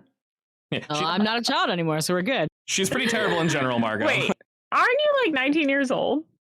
That's not a child. No. That's basically a child. Margot's not 19. She's like 20 something, right? Or was she 30? Yeah. I'm 23. Okay. Who's 19? I Is had that to your check. other character? Yeah. Probably, yeah. Yeah, her Wait, who are you playing in the other one? Her City of Mist character is Yeah, which 19. other one? That one. Yeah, They're 19. Roxanne Okay. is 19. Sorry, I got a little confused. I mean, I like that age Roxanne. range, so The YA. yeah. Blossoming into an adult. Or stumbling, depending on the character you're playing. Yes. But yes, you all see this before you. What do you do? Well, we survived so far. I guess we just keep going. Yeah, I think the cave's the dangerous part, but all right. I mean, We're in it the could be middle of worse. a weirdly spooky woods with a magical pathway in a circular environment in a circular open. Can I read a bad situation? You very much can, yes. All right, I'm gonna do that real quick. Alrighty. We got ourselves a 9. So you can choose one of those things. It should be on the move itself. I do wish I put it in chat. It's what's the best way in? What is my best way out? Are there any dangers we have not noticed? What's the biggest threat? What is most vulnerable to me? And what is the best way to protect the victims? This is a hold. So if you want, you've read the situation. You may hold. Fun. Yes. Is 10 a success? Yes. Can I give her +1 forward for a success? Oh, just your luck? Yeah. Yeah, definitely. So that's hold 3, I think. Yeah, that's hold 3. I want to use my luck to bump up Carson's luck. Okay, I'll give you the dice there to say you have hold 2 on your thing, and then for Carson, you have a +3 there on your little token. That basically means you have 3 individual hold. You can choose to use those, and when you decide to ask those questions, you will get a +1 ongoing during the scene whenever you act on that specific information. So for example, if you say, what's the best way out? And you go, I got a punch in the face. You don't get a punch 1. Punch 1, +1. You do get the punch 1. Congratulations. But if you say, what's my best way out? And then you say, I want to leave, then you get your +1. So once you act on the information that you asked, you get that +1. Any questions anybody else would like to ask? Now, is there anything we haven't noticed yet? That's what I was going to ask. But if you guys think there's something better I should ask, let me know. Well, you can Okay. ask 3 now. I guess that's true. Also, Yeah. I'll You start can with, also are just there hold any them. dangers we haven't noticed? And I'll save the other 2. All right, perfect. With that, Carson, I will let you know, upon entering this open clearing, yes, you guys now get the feeling of being watched. You cannot tell where it is from, but there is definitely something malicious watching you now. I say very quietly to Margot and Jay that we're being watched. It's not surprising. Also, Let's keep an eye out. upon closer inspection, near the mouth of the cave, near this clearing, you guys can see 2 very large wooden pillars that are wedged into the ground. One on the left side and one on the right side of this cave. I'd like to investigate a mystery. Yeah, I'd like to approach them too. All right. As I mentioned, the cave itself is quite dark. The light that's just barely coming through the canopy is almost completely snuffed out. So you guys have to whip out your flashlights to see here. Done. Excellent. Actually, I have dark vision. Yeah, I wish. Bad. No. All right. You take a look at these large pillars as you walk up to them. You can see they are firmly wedged into the ground, and they look old. There are knocks up this pillar, almost as if someone shoved like a large nail. And I mean, like, in terms of, oh lord, circumference, like what, 3 inches diameter, 2-inch diameter, huge nails. There are many near the bottom, and there are some near like the midpoint, but there are none between those locations. Snap, tap, snap. Goes my camera. And looking closer, at least silence it, Marco. Flashes on everything. Got one of those Polaroids. Carson, pose. Come on, do a looking sign. I strike a pose. Hey, it might be a Polaroid. You can't fool those, right? True. Well, yeah, true. That's how you find ghosts too. It has to be Polaroid. Well, it doesn't have to be Polaroid. And as an expert on ghost hunting, you should know that. You're not an expert, but I am. Yes. I'm an expert. You should know. I'm an expert, and you should have absorbed all of my knowledge through osmosis. Do I spend that much time with you? How dare you say that? Okay. I mean, moving on. If that's true, then why are you still getting hired by I.C.S? You have to, assure you look at your position. It's true. Carson is actually an adrenaline junkie. He just won't admit to it. Yeah, who doesn't love to be afraid? He approves of that. All right, well, I guess we keep going. To go back and finish describing the pillars real quick, there's nothing necessarily carved into them. They look ancient, but these holes are darker stained than the rest of the pillar. Like old blood stained? Yes. Yes, I was going to investigate a mystery here, so let me roll that real quick.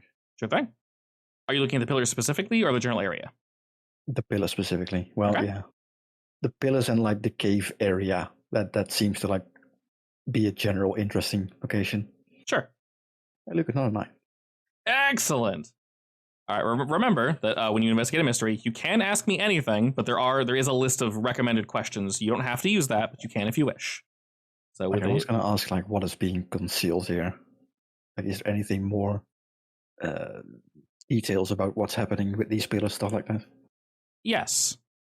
As you kind of flash your light around and look up and down the pillar, and you turn to look at the other one, your light catches on something inside the cave, just ahead of you all. And as it does, you hear a very low, just a sigh. Like humanoid?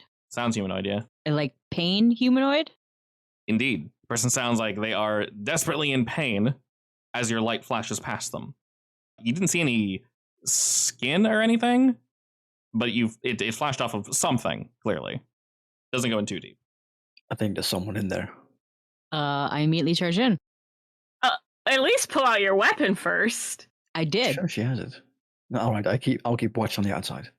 I guess I'll follow Margot as backup. As you're keeping watch, and the two of them move in, both Margot and Carson come across a very disturbing image. Both of you, Margot and Carson, please roll me keep it together with plus cool. Ooh. Nice. I wasn't sure if it was going to be stress or panic. Less nice. Very nice. Okay. So, Carson with a 13, you're able to hold it together. And Margot, we're going to go ahead and mark 1 stress. Where would you like to drop that bad boy? I will do stress. I don't think this is appropriate to get angry yet. I agree. And now for the reveal. As you guys move your flashlights up along this figure, you don't see them for a moment. In fact, they almost blend into the walls of this cave. But you hear something dripping to the floor now.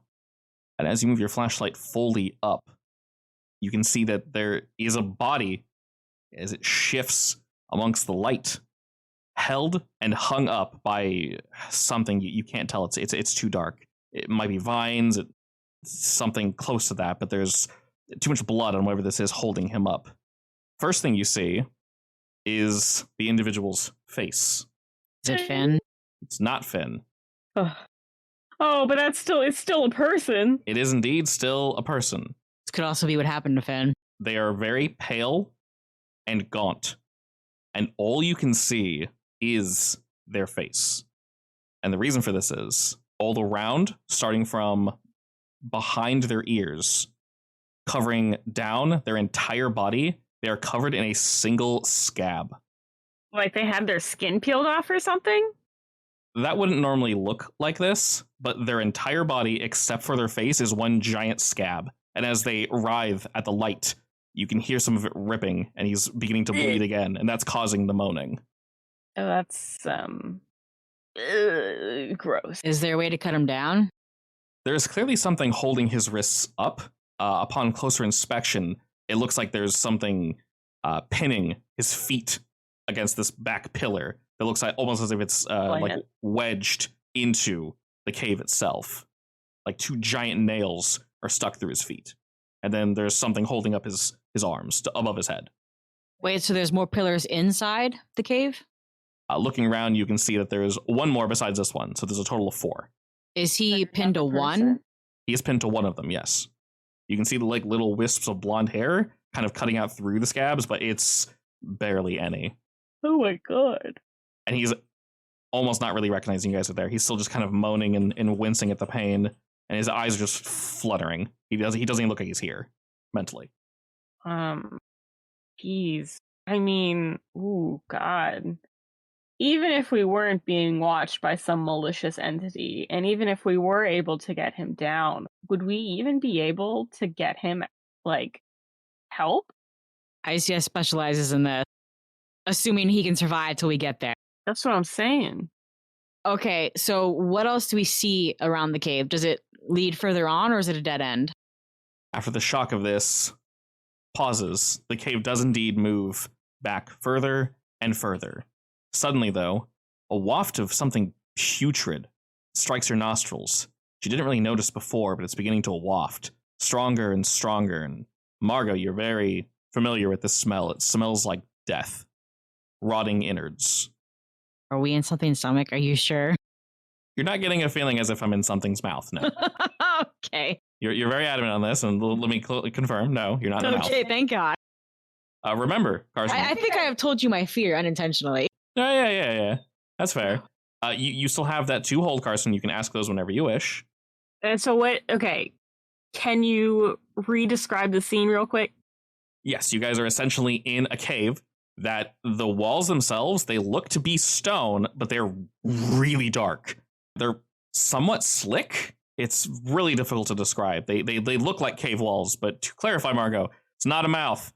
There looks like there's stuff, meaty substances on the walls, though. And you see other things hanging from the ceiling as well now that you're in here. Inside this cave, to the right is a pillar. This man is hanging from this pillar. To the left is another pillar with nobody on it. Between the 2 pillars, the cave continues back further, and there's a stench emanating from there. So we can't see any other bodies? No, just this one. And there's something coming towards us. There's a smell. That's about it. Okay, but it's getting stronger? Yeah, can I investigate? I will say it's getting stronger, mainly because you're noticing it now, and the shock of this person has fully set in, and you're sitting here, so the wafting isn't getting stronger necessarily, it's becoming more noticeable. Does that make sense? All right, how about, can I, ooh, God. I was going to see if I could trust my gut to see what to do next, but if I fail, that would be terrible. I'm already in a dangerous situation. Hey, Go ahead. Would she get a +1 for the ongoing for the read a bad situation if she did a trust your gut thing? If the things she's trying to do is based off of the question, then yes. Well, the question was if there's a danger lurking around here, right? Yes, Yeah. so if she's specifically reacting to or looking for a said danger, then you get a +1 to that. Yeah. I mean, I don't think that the smell is directly related to the malicious entity, right? I'm inclined to say it's probably The stuff farther back. the effect of what's been happening here. Maybe. I was also going to, read a bad situation, like see if anything changed when they went into that cave. Yeah, go for it. Come on, 11. Jay. Nice. Man, why am I so good at this? I want fails, damn it. No. Yeah, so did anything change with like the feeling of being watched when they entered the cave? Yes. Whatever that feeling is, Jay is now much closer. You feel as if it was watching them until you turned to play defense, and now, whatever that something is very closely watching you. You cannot tell where it's coming from, but you feel as if it's coming from everywhere all at once, all around you. So it's more that the feeling is more focused on me rather than it's coming closer to me. Yep. Initially, you felt as if your group was being watched. Now you know, Jay, you're being watched. In that case, I'm going to like try different things and see how it reacts, I guess, to me. Okay, what are you doing? Like I'm going to touch one of the nails on the pole, I guess. Effectively trying to put it out or something, I don't know. Okay. See how it reacts to that. After a few seconds, it's definitely wedged in there real tight. You don't get a reaction. You do hear some shifting coming throughout the trees, though. Assuming the nail isn't coming out, stop and go back to like being watch out and ask the two of them how it's going in there. The thing is noticing us, or me rather. Well, he's in bad shape. Wait, what do you mean he? What's in there? The victim. Victim. As a survivor? Technically. Surviving, but barely. Good. Do you need me to come in as well, or? How many questions did I have left? You 2. have one left. Oh, I thought she used one already. She used one. She had Sorry, 3. I thought she used the second already. No, I only used, are there any dangers we it. haven't noticed? Yeah, I'll mark your token with that little die saying how many more you got left. Because I was going to ask if what's the biggest I also threat? have 3, right? I would also like you to ask what's the best way to protect the victim. Well, I don't want to be the victim, Melanie. No, that's fine. You can just ask it, I guess. So I guess, what's the biggest threat, and what's the best way to protect the victim? The best way to protect the victim, very clearly, Carson, you'll need to cut them down, but slowly. You can tell that if you do this too quickly, they will either die due to just exposure. They've been here for far too long, but they're barely hanging on. If you rush them down, either you're not going to get them down, or you're going to irreversibly hurt them. And what's the biggest danger? Biggest threat. Biggest threat. While you do not see it, you feel a very malicious force building behind you, Carson. It's not necessarily focusing on you. Farther down in the cave? No, actually. Down the cave, you get definitely bad vibes, but mainly because that smell is incredibly off-putting. So it's coming from the entrance of the cave? It's coming from outside, correct. Yeah, okay. Explicitly from outside. All right. Margot? Yeah? We gotta get this guy down.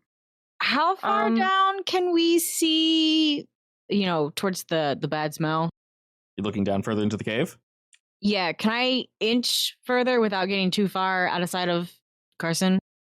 As you begin to inch further, the firm stone that you're walking on begins to give way ever so slightly, and you can hear your boots, I assume you're wearing? Yeah. Slapping against something wet now, and the smell gets stronger. Looking down this cave, you see indescribable shapes that are hanging from the ceiling and hanging from who knows what, and the smell only gets stronger. And my flashlight shows me what? As your flashlight bounces between these things, you see old organs just hanging from the ceiling. Some of them are still functioning? No, still functioning. Yeah, like if there's a heart, is it still beating? No, these are all removed from their victim, and they are just hanging from the ceiling. Some are plastered to the walls.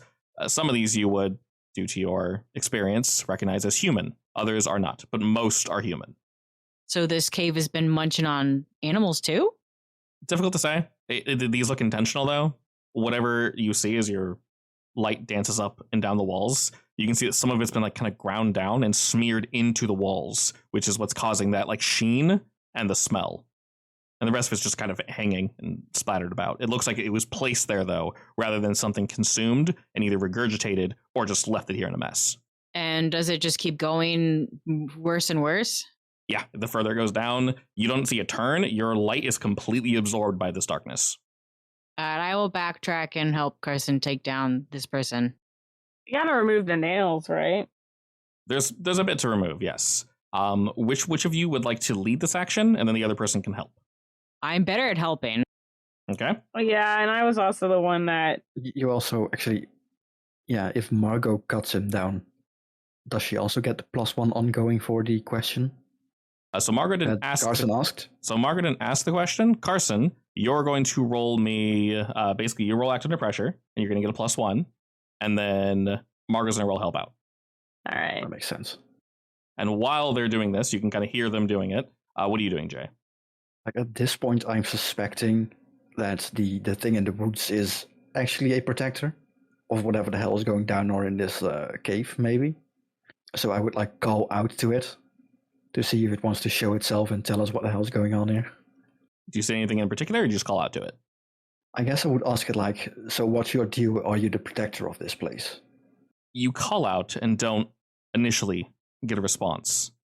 The second you, Margot, and Carson rolled 9 with a +2 from Margot, since you rolled a 13 on your help out. That brings you to a full success, Carson. You are indeed together going to do this. You know it will take a second, otherwise you're going to hurt the individual, and they're just moaning and groaning the entire time. You're not even sure if they're mentally here at all. They're barely reacting to you taking them down. The nails are relatively easy to pry out. It takes some work, and there's just a sigh of relief as each pops out in a little splurt of blood. The wiring, it's really difficult to tell. It's holding him up. It seems like supple and fleshy, but he's held up in a really particular way that if you do it wrong, you might break his arm or something, or you'll strip off more of the scabbing, which would not be good for him. So fortunately, you guys are able to kind of slowly work at this, and as you do, Jay, you see a long leg protrude from the forest. No! Sorry. Right in front of the entrance from which you all came. And it begins to slowly move out into the dim light. This is... When you say leg, what kind of leg are we talking? It's an very animal leg or a human leg? It is an sexy leg. I will not judge what you consider sexy. But chicken leg. You see, Jay, a large animal leg. Elk-like in nature, but there's something off about it. It does have hair, but it's relatively smooth. There's something you can't necessarily place, but before you have too long to really think about what you're looking at precisely, the rest of it begins to slowly move out of the woods. And it's tall. It's far taller than any deer or elk you've seen before, primarily because its upper half, where the chest and neck would be, there almost seems to be a human-looking torso, but no arms. And at the end of this torso, there would be a head. You cannot see if it has a face, though. So bear with me. Let's take a second to describe what the rest you see. First, Jay, go ahead and roll me stress. Keep it together with cool. Excellent. All right, with an 8, or would you like to add that one bit of stress? Well, there's something very big and potentially dangerous right in front of me. So I want to say that I get slightly more reckless. Alrighty. So, as the creature moves out, fully reveals itself. You see a 4-legged elk with a torso moving up from its neck, no arms. In the place of arms, you see 2 absurdly large antlers. Hanging on the tip of each spiked antler, you see a dangling, skinned human face. There are faces hanging on every single one of these. There are multiple faces plastered to where this thing's head would be at the end of this torso. You can also see, along its body, there are small spines sticking upward, like reversed ribs that have penetrated the skin. And there are small faces hanging by the eyelids, all down its sides. And it looks towards you, Jay. What do you do? I slightly quieter yell into the cave. Did you guys do something? Yeah, we're helping the victim. Why? Well, it definitely did something up here. Might want to hurry up, maybe? Or stop, I don't know. How close are we to finishing? You guys are about halfway. And as you're saying this, Jay, it takes 1-2 steps forward. I'm going to use one of my holds to... Like, can I tell if it's like a aggressive pose or more of like a... basically, is it stalking me or is it being diplomatic, I guess? Not the second one. Oh boy. This malicious feeling that was surrounding you has all culminated to this one location. Yeah, I think we have a problem up here. I'm going to need your sword. All right, I will... Oh, God. I will make sure we're at an acceptable pausing point and then grab my sword and head out. So, in terms of pausing, someone's gonna have to hold the body up. Oh, good luck, Carson. Excuse me? You're not a fighter anyway. Stay here and watch the kid. Yeah, all right. We might have to run. If we can. Can I I'm figure out not some leaving away from way? here. Yeah, you can say that when you see whatever the hell's out there. Can I figure out some way to maybe carry the person without injuring them too much, but also not like having to drag them? Well, actually, Carson can keep trying to get him out. So, I will say this. If someone assists Carson, I will not have you roll, because you already know how to do this with 2 people.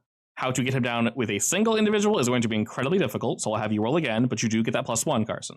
So if you want, you can continue holding and wait for one of them to come back and assist you, or you can try doing it by yourself. Entirely up to you. God. I mean, I can run into the cave if you want. Would you- If you think you can solo that thing. I don't think I can solo that. Oh no, you mean the yeah. Margot can, absolutely. Please come here and help me. Just real quick, and then we'll both go out. I want to say, like, when Margot gets out, she can decide if she wants to face this thing alone or if she wants to potentially abandon this person. Sounds good.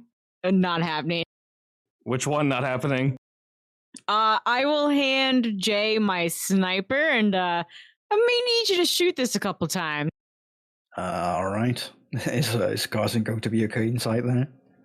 No, go help him, but you may need to come out every now and then. Sure? Question mark. All right, so Jay, I'll you're going back position the to... sniper rifle on the ground so I can quickly pick it up and shoot, I guess. Okay, and you're going back to help Carson? Yeah. All right, so I won't have you roll, Carson. As quickly as I can. Of course. See, the problem is, my thinking is, if we leave, we're not going to be able to come back for this guy. He's going to be dead. Yeah, no. Like, I would be willing to use my last hold to, like, check what the best way is or the quickest way is for me to help Carson in this case. Sure. Because at this point, we are on a time limit, basically. Yes, because there are 2 of you. Like I said, I'm not going to have you re-roll. Carson, you can continue where you left off, and you and Jay will get him down in just a second. We're going to go back to Margot, though. First, roll me to keep it together with cool. A 10. No added stress for you, Margot. Congratulations.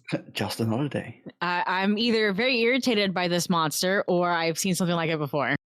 It blends in somewhat to the woods around it, but it moves in a very jarring, clicking way, almost as if it's like skipping frames as it moves towards you now. Margot, you are approaching it aggressively with your weapon, I assume? Boy, oh boy, aren't you ugly? Yes, I am. I mean, you're probably pissed at it for what it did to the guy. Definitely. And all those faces is not helping. Alrighty, as you see this thing, Margot, you're able to hold firm. As you're approaching it, it turns its attention from Jay now to you. And all that malicious force is pinpointed directly on your person. Are you holding firm where you are? Or are you charging at it to strike? What's your mood? Does it look intelligent enough to speak? Does it also look like big enough to go into the cave, or was it actually too big to fit inside? It looks like if it bent over a bit, just barely a bit, it could fit in the cave if it needed to. The mouth of this cave is quite large, actually. It's all right. I am definitely guarding, standing in front of the cave. Cave get any smaller inside? Because in that case, we might run deeper, see what happens. No, I would not do that. What's the worst that can happen? No, I would not do that. We aren't inside of some monster's mouth yet. I still wouldn't do that. I'd be willing to bet it probably doesn't lead anywhere. Probably not anywhere good. I'm sure it leads somewhere to our death. Just not a good thing. I mean, it's a last option, you know. Last ditch effort. Yeah, you do get the vibe from Margot and Carson because they already kind of looked at the inside. They can probably give you the quick rundown, so you won't have to, flash that over all the walls and figure everything out. I probably should have saved my thing for what's the best way out. I suppose it's possible that there could be a heart still have one somewhere at the left. back of the cave. I can hold for that. Just in case. Yeah. I was going to use it to help you get this guy down quicker, but if you want to hold, that's fine. Yeah, Carson rolled very well, so he can instruct you on how he needs to get this guy down. So, like I said, won't need to roll for that. Yeah. Y'all are safe there. Margot, as you were now defending the cave, it's moving with malicious force towards you. And it's not moving quicker. It's just plop, plop, plop. And you're realizing how immense this thing is as it gets closer and closer to you. And you can just barely tell, since you succeeded on your stress check. Looking closely, you can sort of see its antlers aren't sitting still. They're almost writhing ever so slightly. Did any of the faces look familiar, by the way? None of the faces look familiar. Upon first blush, it was pretty far away. You need to get closer. Of course, if you wanted to look, of course, you need to both get closer and then another roll. But cursory glance, didn't recognize anybody. Thank God. But they don't have skin on their faces, right? Sorry, what? No, it was just skinned faces, I believe, right? It's just skin. It's hanging faces on the things. Oh, it's just skin, not just the skin. Skinned skulls. No, it's just the face. Okay. Ooh, Oh, okay. That's worse. That is worse. And like I mentioned, there are layered faces on where its head would be. You can see. That's disgusting. They're like taking people's faces? Yeah, and they're like plastered on where its head is. Oh, God. Alrighty, I know with that, you can hear that Carson J are just about done getting this individual down. He moans louder as you kind of cut whatever was around his wrist. It begins to drip down your hand, Carson. It's like this dark black ichor, but it smells like shit and death. Absolutely. I hope to God his organs are still intact inside his body. Look, I'm not going to think about that right now. And as you cut that... we still have 40 minutes. You still got some time. As you cut that, this entity in front of you, Margot, screams, a cacophony of voices ranging from every and any type of person you could have ever run into before, all in pain, all howling. Looks towards you initially, Margot, and it charges. What do you do? I will ready my sword to attack as it gets close. Shit. All right. I wonder what kind of roll that is. So he's down now, right? He has basically fallen. You guys have caught him safely. All right, good. In that case, I'm going to use my last read a bad situation to what's our best way out. Best way out, unfortunately, now that it's moved, this is good, is the same way you came in. From what Carson told you and your general vibes of looking down that hallway, Jay, you do not want to go down there. It feels very dead end. All right, good to know. Who wants to carry the guy? Carson? Definitely Carson. Yeah, I'll carry him. I'll run out and grab the sniper rifle. We need to go. Move. Move. All right, right as he falls and you're going for the sniper rifle, Margot, roll me kick some ass. Can't help out. There's nothing I can do. All right, you get a +1 for... Actually, wait. I have a question. I have an answer. You still have 2 holds as well. This does not count as protect someone, right? You're protecting yourself. So no, it doesn't. There is a protect someone roll. Yeah. That's more so for if you want to intervene in someone else getting attacked. Yeah, so if I will be doing probably. Yeah, so if so you guys can't help with what she's currently doing. This is happening as you're cutting him down. The next action you guys can definitely help with. So for example, if Margot and Jay were side by side and like Margot were to get ran by something, Jay can jump in to protect. All right, I would like to use one of my +1 forwards to make this a success. All right. We'll bring that to a full success with a 10. And with kick some ass on a 10+, you can choose one extra effect. Which one would you like? Oh, have another swap. Give me a second. Oh, take a +1 forward, inflict a harm, force them where I want them. Okay, did I hear them shout, let's go, let's go? They literally just got him down right after you engage with this thing. You'll hear them shout that, yes. Will I have enough reaction time to force this guy off to the side so they can get out? Oh, yeah. So rolling a 10, if you want to do anything, one of these things, you can do them. Just tell me how you're doing it, and I'll narrate for you. In addition to the harm I inflict, I would also like to force him off to the side so that there's a way for the guys to get past it and start running. Alrighty, we can definitely do that. All right, now also hang on. Yep. I did a big sword, which is 3 harm. You did do a big sword. On a 10 plus, I double the harm. Finish him. That's a lot of harm. I have to roll tough. Yep, gotta roll tough. All right, so on a 7, I inflict 1 extra harm. All right, so your sword does 3, correct? Yeah. So plus 1 does 4? Yeah. Okay, this thing does have some armor in its both hide and little flesh faces. So it'll reduce it by 1, so we'll take a total of 3. Back to you, though, Margot. How much armor do you have?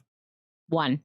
It moves in to ram you, and when it does, it kind of like bucks down, and all the spikes of its horns just charge for you. You're able to like partially parry and move out of the way, but the brunt side of these things just slams into you, and you're knocked backwards, but at the same time, you're moving it away from the entrance, like to the right. Yeah. All right, you're able to catch some of its horns in your blade, and you like shave some of the faces off as it howls again at you. And you can hear something like writhing under these like flesh flaps as it kind of scoots off to the side and slams into the wall with you, but you're able to dislodge your weapon and move back. Go ahead and take, with your armor, go ahead and take 3 harm. Am I at this point close enough to intervene, by the way? Or am I still in the cave at this point? By this point, after she like rams him off the side and the way is effectively clear for you guys, this individual's on Carson's back. And yes, Jay, you can get up and do what you need to do. You think that really hurt? I basically see her get slammed back, so I was gonna like interpose myself between her and the wall, I guess. Soften the blow a bit. Oh, you have another thing? Oh my god, you roll and take damage too, Margot? Yeah. But Okay. it's my new skill. I get to use it. I forgot you had this. Okay. What? All right, so I healed 1 harm, so I took 3. Sorry, I took 3, heal 1, took 2. Jesus. Okay, yes. On a 7, you heal for 1 harm. So, you take 3, so you would have taken 4. Armor minus is 1, so 3, and then you heal for 1, so you're only taking 2 harm, correct? Okay. Fine. Jesus. Then I guess I don't interpose myself. I gotta make myself as tanky as F, okay? Yeah, that makes sense. Considering, yes, yeah, that perfectly makes With sense. how quickly you die in this game, yes. Yes, and I'm always melee, so I have to. Yeah. Well, not always, but a lot of the time. I mean, I have your sniper rifle now. Yeah. And I will shout, "Move, move, move!" Carson is carrying someone, so he's going to be a bit slower. So I'm going to, I want to basically see if I can, I don't know, shoot one of the knees of this creature out or something, so it can't get up as quick, so we have more time to run. Okay. As part of the plan of getting out of here. Definitely, yeah. So you guys don't always need to do damage. You can shoot to either keep it back. So this is up to you. So you can do one of two things. You can roll to kick some ass and pray you get a +1 to move him where you want him. Or you can, I'll just basically say act under pressure, and the success of that will be no damage, of course, but him being moved back, basically. Your choice. One is based off of luck, unfortunately. Yeah, I mean, if I'm doing this for clearing the way to get out of here, am I still acting under my read a bad situation? Yes. Okay, so I do get a +1 for that. Mm-hmm. Do I get any penalty for not using my own weapon? No. Weapon's a weapon, you're good. So the only reason you get a penalty is if you, Jay, say, I feel uncomfortable using this, or I've never used it before. But that would be narrative, and you decide that. No, I mean, a rifle is a rifle, so... Yeah, okay. And how high do I need to hit for? So if you want to roll kick some ass and actually move him, you do have to roll a 10+, which is obviously is a little bit harder. But with act under pressure, I would say any success is a success. So 7 or up. Oh, it's a tough roll. That's definitely going to be an issue. Right. So the other one's more like suppressive fire, I guess. Yeah, I guess I'll do suppressive fire then. Okay, that works. I'll see if I can hit his knees. Make him weak in the knees. Swoons. Mm-hmm. Nice. All right, a 10. You fully do it. Margaret, as you slam this thing off to the side, it howls in just both pain and very clear anger as you're taking away its sacrifice, food. You have no idea what this thing is, what the person is, what it means to this being, but it's quite angry. Before it's able to charge again at you, Margot, once again, you see its antlers writhing and the faces kind of begin to move. And as you're incredibly close to it, the little pins, the tips of the antlers like moving behind the skin of the face. You can see it writhing and moving almost as if it's trying to mimic some form of human expression of anger. It's like puppeteering the skin face. And before it can get too close to you and strike out again, Jay, you open up suppressive fire, and it kind of takes a step back as your weapon cracks out. And Margot, you're effectively clear to move back if you want, as you see Carson kind of coming around from behind you guys with this individual on their back. Well, I guess I'm going to have to attack again because Carson's moving slow, right? Carson will be moving slow, and y'all basically need to protect Carson, but Carson can also do stuff. So Carson, whatever you're doing, let me know. Since both Margot and Jay did something, what's your general vibe right now, Carson? What you doing? I mean, I'm carrying that guy, right? Oh, yeah. Also, don't look at the thing. Just run. Not gonna do that. I mean, I don't know. My hands are full, really. No, you can just Could run. I maybe use... How far is it away from the the entrance to the cave anyway? Yeah. How far is it? is it? A big field, or was it 30 yards maybe? About that, yeah. From the cave to the pathway, at least. I guess we gotta go there. Stick to the center of the path. And hope it can't move over the path. and watch for vines. Yeah, I'm not gonna look back. Sorry. What would be worse is if I tripped while I was holding this guy. Please don't. You're gonna hurt him. Yeah. God, I don't know. I mean, what can I really do? So I'll ask you this. During the suppressive fire, you're able to get out of the cave and begin going towards that path, Carson. Margot, you can see this, so Carson is in the free to keep going. The only person in danger currently, Margot, is going to be you, but with Jay's suppressive fire, you can disengage from this beast without harming yourself. Of course, it is closest to you, so you are the biggest threat as of current. I think going to benefit me to disengage right now? You're effectively disengaged already. Right? Yeah. Yeah, but I have to make sure that it won't go after Carson or Jay. I'm already heading that way, though, right? You can do a roll help out with Carson and be his bodyguard, basically. Yeah, so all you have to say is narratively, you just say, I'm moving towards Carson now to back him up, and since you've said that and set precedent, that means you're close enough to defend him if you need to. So if that's your intent, just say I'm doing it, and you're good. Yes, that's what I'll do. Perfect. And then Carson, I'm going to ask you, how fast are you going? Are we going at a stable pace, or are we trying to run out as quickly as possible? It's got to be stable. I don't want to hurt that guy any more than he already is, and I don't want to be walking so fast that I trip. I'm gonna nudge Carson a little faster. I mean, I'm going fast, but I'm not running. All right, All right, I won't have you roll anything then. You're going at a reasonable pace, but now that you hear this thing kind of buck itself up and begin to move, maybe you consider it's maybe unreasonable because it starts to move towards you all. Jay, you're probably the furthest away, but you're neck and neck with Margot, and you can get to the path quicker with the rifle. How do you position yourself with seeing that Margot is moving towards Carson to defend him? I will run slightly forward so that I can, at the edge of the entrance where you can turn around and give cover from there, basically. And I'm going to keep shooting at the thing, I guess, and to hold it back, distract it, I don't know. Okay. You see Jay move into position to distract Margot. Would you be focusing purely on Carson, or are you trusting Jay to do that, or are you going to turn around and kind of what you doing? I'm going to be focusing probably behind me with the creature. Okay, so your attention's slightly split, which is not a bad thing. Let's not mince words here. This thing is going to now very angrily charge at you guys. Jay, once again, if you're attending damage, kicks mass. Otherwise, if you want to try slowing it down again, act under pressure. I'm gonna, at this point, try to just harm it, I guess. I'm gonna shoot it. Shoot. I roll to shoot. I'm bad at these, so... Well, fortunately, Margot's close by. Oh, never mind. It's a success. A 10! You're great! All right. It's gonna move in and most likely inflict harm, but which of those bonuses would you like? I can either force them to stay back effectively, so that they can't attack any of you, or I can give you a +1 forward or something. I think either would work. I feel like preventing them from straight up coming after you is the better option in this case. So I once again shoot at its knees and make it go weak. It can't come after you. All right, it is going to swoon. For reference, the sniper does 3 damage. Yeah, 3 harm. All right, perfect. Margot, you know this thing hurts. You see it charging for Jay, and you know after he fires, it's going to be distracted enough that it's going to move off to the side path and not chase down Carson. But you have an opportunity here to help protect Jay if you wish. You know this shit's going to hurt. This boy's big. Yeah, I'll protect. Okay. Go ahead and roll me. Protect someone. That's plus tough.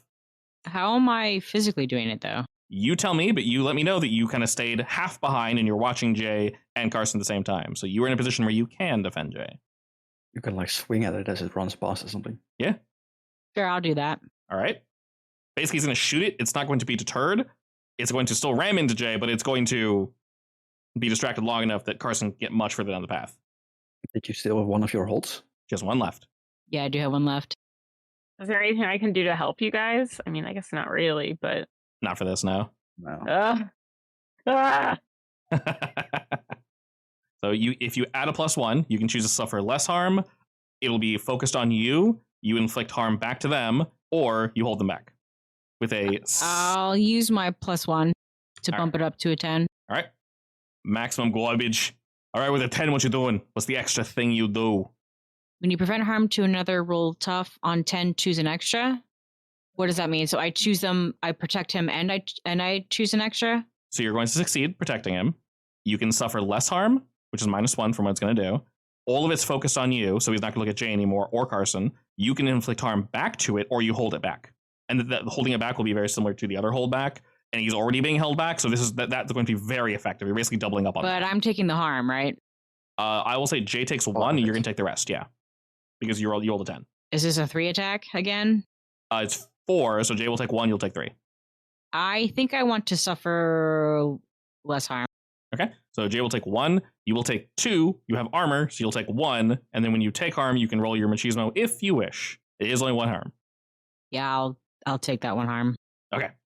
Jay will take 1 harm, so go ahead and mark that. And then Margot, what's going to happen is as Jay opens fire on this thing, it's going to charge it. You have so many layered, like, I have this. It makes Margot very tanky, so very good selections there. Yes, I know. I planned this out very carefully. You get marked otherwise, so I don't which is blame you. impressive for me. I don't usually plan out this far. Well, good job. As this thing charges at you, that fleshy squelching sound kind of cracks almost like bark. And you see on its sides, these arms sort of peel off from its main body, still covered in faces, but the hands, the entire structure of this thing almost looks like it's made out of antler, but it's somehow organic at the same time. It's very fleshy in the way that it moves, and it charges to like grab and pick up Jay. As he fires, he kind of deters the creature, slows it down for a second, just enough for you, Margot, to jump in the way and slow the creature down, but instead it grabs you by the waist and it lifts you up and begins squeezing you. How do you escape from this thing? I kick at whatever is squeezing me. All right, you're able to kick it like right in the chest, and your boot kind of lands and sticks on one of the faces, and you have enough like leeway and room to slice downward, and you cut both of the arms off. It doesn't reel back in pain. Ooh, I cut the arms off, huh? You indeed cut both the arms off. You have arm cutting proficiency, don't you? I do, yes. Perfect. You slice off both of the arms, and this thing screams as you see like spittle or something like running down its chest. And it howls back as you drop to the floor, and it squeezes you pretty hard. You felt your ribs creak. But this is enough that the creature is just reeling in anger for a moment, giving the two of you enough time to run down and catch up to Carson if you wish. Yeah, let's go. So how bad does it look realistically? How bad does what look? Like, does it look harmed at all, or is it like mildly inconvenienced? You have definitely harmed it. I will remind you guys that in Monster of the Week, I will let you know if it does not have one, but assume everything you guys fight, especially larger, boss tier creatures like this, that they'll have a weakness that must be exploited before it can actually be killed. So theoretically, you could do hundreds of damage to it and you won't actually die. It'll just keep regenerating. Yeah, so there's some mythological something connected to this thing. We need the faces. Something along those lines. I, of course, can't tell you what it is, but now that you have this extra information, you can do something with that, hopefully, and, kind of run off and do your thing. But it looks relatively damaged and annoyed. I can say that much. So yeah, we know a lot about it now. Yeah, in accordance to how much total health it has, of course I cannot tell you. But it looks hurt and very annoyed. And now you guys are running down this pathway. It kind of pauses for a second and is not running. It's watching you guys from the entryway as you guys continue. What do y'all do? So it won't leave? Currently just watching. If it's just going to watch, I'm going to focus my attention on potential vines snapping out at legs. Same. Considering it's rather bulky, I'm going to switch back to my shotgun at this point, I guess. Smart. Alrighty. As the two of you are now looking downwards, I'll ask the both of you to act under pressure. Under pressure. Am I still escaping? Yeah. This whole thing is you guys running. Good. Well, I still get my +1. You still get your +1. This is the exact route that, oh my god, 14. Okay. Yeah. Do you think that's high enough? I think you do it. Margot, that's a 6. So. I marked it. Mark experience. Gee, if only I had advanced success and I would have said, you know what, before I leave, I'm going to pick up one of those antlers. Alrighty. So you do. It is indeed a full failure, Margot. Jay, the two of you are looking downward for any kind of plant or something leaching outward. And Jay, you see it not 5 seconds after you turn around and begin to run from this beast, slinking out from the woods, attempting to snag you by the angle, but you're able to leap over it with ease. Unfortunately, Margot, you are not able to dodge this. I was a little too focused on the creature still. Slightly, yes. You move, but not fast enough. And it looks as if you did indeed dodge this plant, ? But as you're kind of jumping, hurtling over it, and landing, the tip suddenly juts upward and cuts up the back of your calf, piercing through your clothes. You'll take 1 armor-piercing harm, so that's just 1 pure harm. I am now unstable. No! As you land... Actually, let me try Machismo first. Wait, what happens? But if you... What happens if I fail? Give me a second. I think you still keep the thingy, though. So here, sorry. Let me rewind and clarify. This attack has 2 effects. One of them is harm, one of them is an unknown effect. Margot, you can roll Machismo if you wish. You will take no harm, so you won't be unstable. But the effect, whatever it is, that will still be present. So you can definitely roll Machismo if you wish. I assume it's the effect that is happening to that girl's hand, right? I cannot tell you. It is not good, though. Okay, question. Story-wise, it isn't actually going to heal the wound, right? Basically, it won't cut enough to hurt you. So there is, weirdly enough, such a thing as taking 0 harm monster of the week. 0 harm is like tripping, falling over, and it can be associated with something else. So you took 0 harm, but you were poisoned. You took 0 harm, but you sprained something. So maybe you have a -1 going forward to whatever rolls. So that is very much a thing. They heal very quickly, whatever it may be. And if there are any side effects, those you deal with narratively. Just because I'm unstable doesn't mean I'm dying yet. Correct. So do you not want to roll a Machismo then? I feel like this is something I'm going to want to know I got from where, so no. That's fair. Upon the scratching the back of your leg, Margot, you are indeed unstable. And to clarify, unstable means you'll just take extra harm until you stabilize. I'll let you know. I won't be mean. Harm is really deadly in this game, as we're all aware. But you land, you run. You just keep running. And as you do, right before you guys take the first turn to continue down here, you can just barely see out of the corner of your eye, Margot, as you kind of whip your head back to see what cuts you. It slinks back into the woods, and you can just barely see very faintly. It looks as if the creature's horns, its antlers, are facing downwards and moving along the ground. And as you guys take this turn, it begins to charge down the same hallway that you're all taking. So the creature nicked me. Seems like it, yes. Cool. Is it, though? Carson, move a little faster! Gosh, I try. The man on your back groans, Carson, just in pain, and he kind of grips onto your shirt. And as he does, you can hear his scabs kind of cracking, and some blood oh, God. seeps into your shirt as he's holding on to you for dear life. And he's just like whispering in your ear, just help me. What do you think? I'm like, what do you think I'm doing? This guy clearly has no idea where he is. Yeah, it's probably delirious. Oh, he's delirious. He's clinging to you like a lost, scared child. Just has no idea what's going on. You can feel the desperation in his voice and in his touch. I do try to pick it up a little bit, though. Oh, yeah. I do, yeah.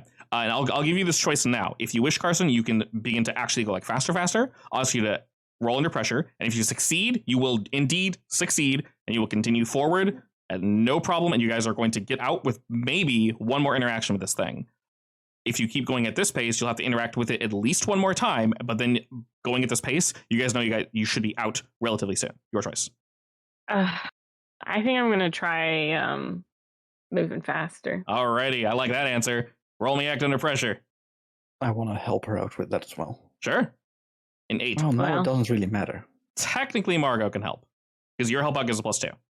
True. The desperation in my voice urges her forward. Margot, bleed for me. I'll help Margot help Carson. If only that worked. The help chain. Oh no! Oh! Holy shit. It's because you're bleeding out. Yeah, that makes sense, actually. Congrats on experience, Margot. I still haven't gotten any experience. I have filled up half, by the way. I'm restarting the second one. Should have let me help. Yeah, honestly. If only I got anything from it. Rolling a mixed success on a help out exposes myself to trouble or danger. We don't normally fail on help outs. It gets a little complicated. Basically, you make things worse, unfortunately. So act under pressure on a mixed success is you're going to get a worse outcome, a hard choice, or a price to pay, but you're going to succeed in whatever that thing is, Carson. So I'm not going to mention this dude on your back at all because I assume your goal is to not let them go when we're getting out of here, right? Yep. That's my goal. All right. I won't even present the option of leaving them behind, though. You obviously know in the back of your mind, you guys aren't as far as you think you are, and you can hear this thing gaining on you very quickly. You know in the back of your mind, Carson, that dropping this person right now will enable you all to get out scot-free. At the cost of his life, yes. I can't do that. Understandable. So I won't even present it. We went through all this effort to help get him out. Instead, you trip and fall and die. Smile. Instead, I just suffer and die. Indeed. So I will not present that as an option. No, this is my fail for helping out. Yes. Yeah, but you make her roll worse. Effectively, yeah. So she... Yeah. Yeah, so the way it works is Carson keeps the 8. It's a mixed success. So mixed success means it's still going to happen, but something bad's going to happen. Unfortunately, because you helped out and failed, it means something extra bad's going to happen. So 2 extra things, basically. I'm going to say for the 2 of you, Margot and Carson, both of you roll me, keep it together, cool. Keep it together. All right, Carson, you do just that. You indeed keep it together. You hold this person tighter, but not too tight. My panic does not affect you. Good. Exactly. And Margot, where are we adding this one tick of stress? I think now is an appropriate time to get angry. All right, I agree. Behind you, since you're kind of holding up the back, Margot, and trying to keep this thing away from you, it is charging. It is rabid. It's getting closer and closer and closer. You have to push yourself hard to keep away from it. And you notice Carson picks up the pace, and you do indeed succeed in picking up the pace, Carson. This person on your back is kind of jumping, but you hold on tight. You're not going to let him go. Jay's there to kind of double check and make sure if this thing gets too close, you'll blast it away and whatnot. But Margot, you can just feel something just writhing across your skin. It's so close, and every time you turn around to face forward, continue running, Margot, you just feel there's a hot breath on your neck, and it causes just a sweat to break out. It begins to build up on the back of your neck, but you can now begin to feel your right leg where you were cut.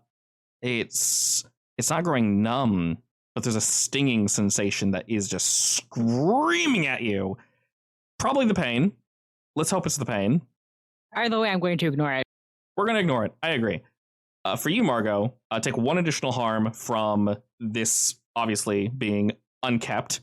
That's basically going to be the stress plus that extra harm is going to be the consequence of this. But you guys continue running and running and running. And like I said, the last interaction with this thing, Margot, you're kind of running in a panic, but you're getting there.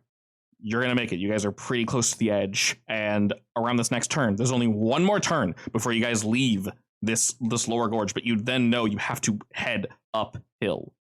And as you take that final turn, you no longer hear the beating of hooves behind you and the heavy breathing. It's gone. Somewhere else. It's starting to get a bit lighter. We can see partially the sun. It's somewhere, helping us ever so slightly. And you guys look up this hill. It's going to be a pain in the ass to get up, but we have to, all the same. You guys continue trudging forward. With the creature no longer in sight, Jay and Margot, what are y'all doing? I would look behind me to see if it's actually gone, I guess, at least. No, I'm looking forward. It's going to meet us at the entrance, or a bunch of animals are. Yeah, I mean, that's what I'm checking for, basically. Like, if it's fact, actually gone from behind us, then I'm going to be worried about what's in front of us. Yeah, but it also gives us time. My goal is to jet and dash in front of Carson to make sure the way in front is clear. Are we taking the lead? That's what I do. Alrighty. I'm going to use this short moment of reprise to use my rope to make like a lasso or a trap or something. Okay. Something I can entangle the thing with. Okay, and where are you setting that up? I'm just carrying it with me right now. Okay, that works. Like basic as I'm tying a knot, and now I have a weird lasso kind of thing in my hand that I maybe can throw. We shall see. And as you head forward, you guys are trudging up this hill. And at the very top, you see sun breaking through 2 trees. Your destination. We're trying to get out. Something glints in the sun at the top, at the precipice where we're trying to get to. It looks to be a deer. And it's just sitting there, long-wise, small, no horns, just waiting. So it's a pretty doe. We have a hunting license. Go for it. Is Jay close enough for me to grab my sniper rifle? It's a good question. Would you have passed it back to her, or do you still have it on you? I mean, she's carrying a massive sword at this point, so probably wouldn't have passed it back. I would say that I have it on my back right now, strapped. Hey Jay, how good are you at hunting? I'm a decent shot if it doesn't move, I guess. It's not moving. All right. I'll attempt to hunt the deer, I guess. I mean, it has seen us, right, the deer? Staring right at us. As you guys pause and discuss this, it slowly turns its head and stares at your group. I'll try to scare it away. Who knows? Like, I want to make enough noise that it definitely knows we're here. So, is it scared away? If not, then I'm going to shoot it. It entirely ignores your sounds. Well, that's either a deaf deer or it's not a deer at all. Time to hunt, I guess. Alrighty, you take your rifle, and weirdly enough, it feels weird to say a roll to kick some ass on this deer, but yeah. Any pointers you can give me, help out? Yeah, I'll help out again. Actually, do I still have my +1 from running away, or are we in the clear at this point? Well, we're now in the clear. Okay, so... Also, definitely, please roll first before she helps. Okay, so, Margot, you don't need to help. 7 can't go any higher. So 8, nothing. 9, same thing. Jay, as you take aim on this sad little animal, you pull the trigger, and your bullet strikes true. Except rather than a fleshy thunk, it almost sounds as if you hit like a chunk of stone or wood.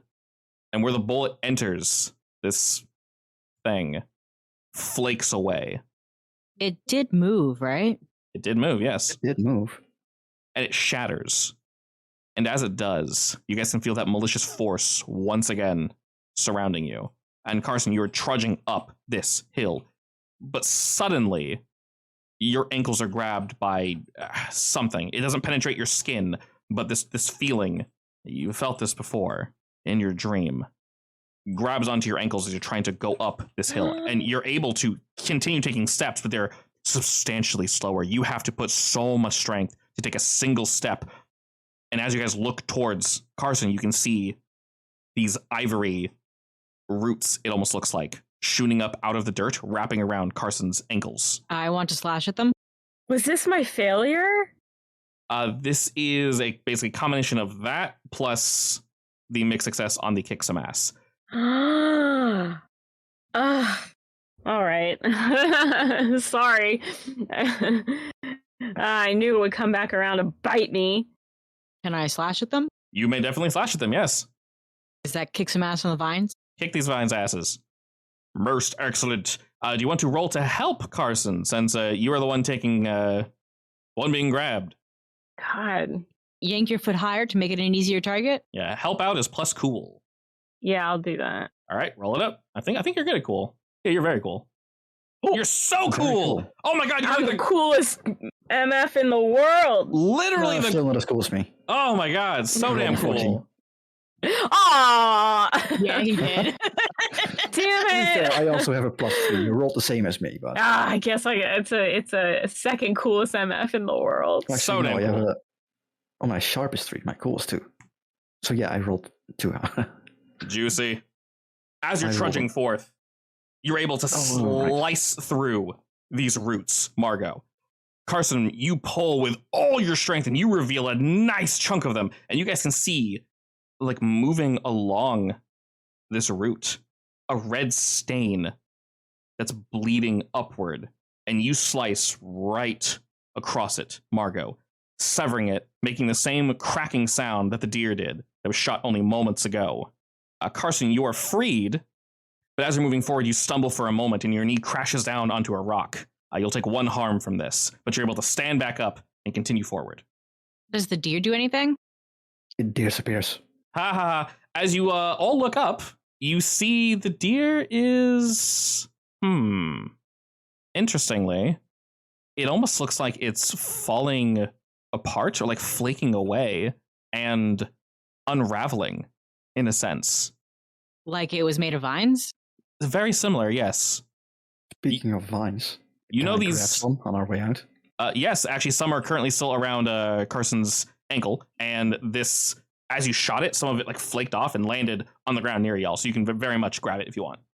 Okay. Like freely, or do we need to roll for it? Nope, you can freely grab it if you want. I grab a handful of leaves and vines and stuff that we cut off. Excellent. And as you all proceed upward, do we turn around for any reason, or do we just continue out and get the hell out of here? Oh, let's just go. I guess I'll glance behind me to see what I see. Yeah. I mean, I could read a bad situation and see what happens, I guess, but... you won't need to, as at this point you guys are indeed free. They're being chased by this entity. And Margot, as you shoot back a cursory glance, you see what you think to be 2 eyes watching you, and they slink off to the side between the trees. Animal or monster? This ain't no animal. Yes. It's watching you like your prey. Did the thing have eyes? You're not sure. You got close enough, but you weren't able to like focus on it. You see something. Oh no, I'm sure I got a good look. I'm gonna draw it when I get back. From a suppressed memory? Yeah. Wait, didn't you have a camera? When I'm holding a sword, I'm not thinking about the camera. I'll need to get you a GoPro. I figure in order to provide adequate research materials for the team, I've probably gotten pretty good at drawing over the years. As a mental note, Jay is going to consider buying a GoPro.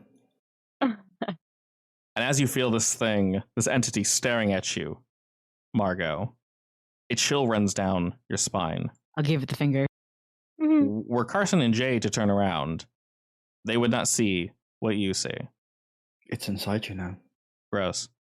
And we're able to turn around, taking this poor victim that you were able to save, and head back to Culver Hills. All right. I assume we're going to, covertly get him into my van and then drive away. Yes. And before we enter the town, we'll go ahead and pause there so you all can decide how we're going to enter with a scab boy. Oh, God. I'm wearing my beautiful trench coat, right? We can stuff him in my bag. Oh, my No, God. I will just wrap him up in a trench coat. Yep, carry him to the hospital. And say he got lost and we're taking him to the hospital. He got lost. Where's all his skin? It's probably for the best if we don't talk to anyone, honestly. If anyone asks. Yeah. Yeah, but then they will try to help, And of that, only we can help. Well, we don't want other people to see this, right? Surely. That and Margot's unstable, so she'll need some hospital and or assistance prior to that. But while we're considering all that and all these wonderful problems we now have on our plate, we'll go ahead and pause there and meet up again next week. You know what sucks? What? I have not failed a single roll. Yeah, where's your experience?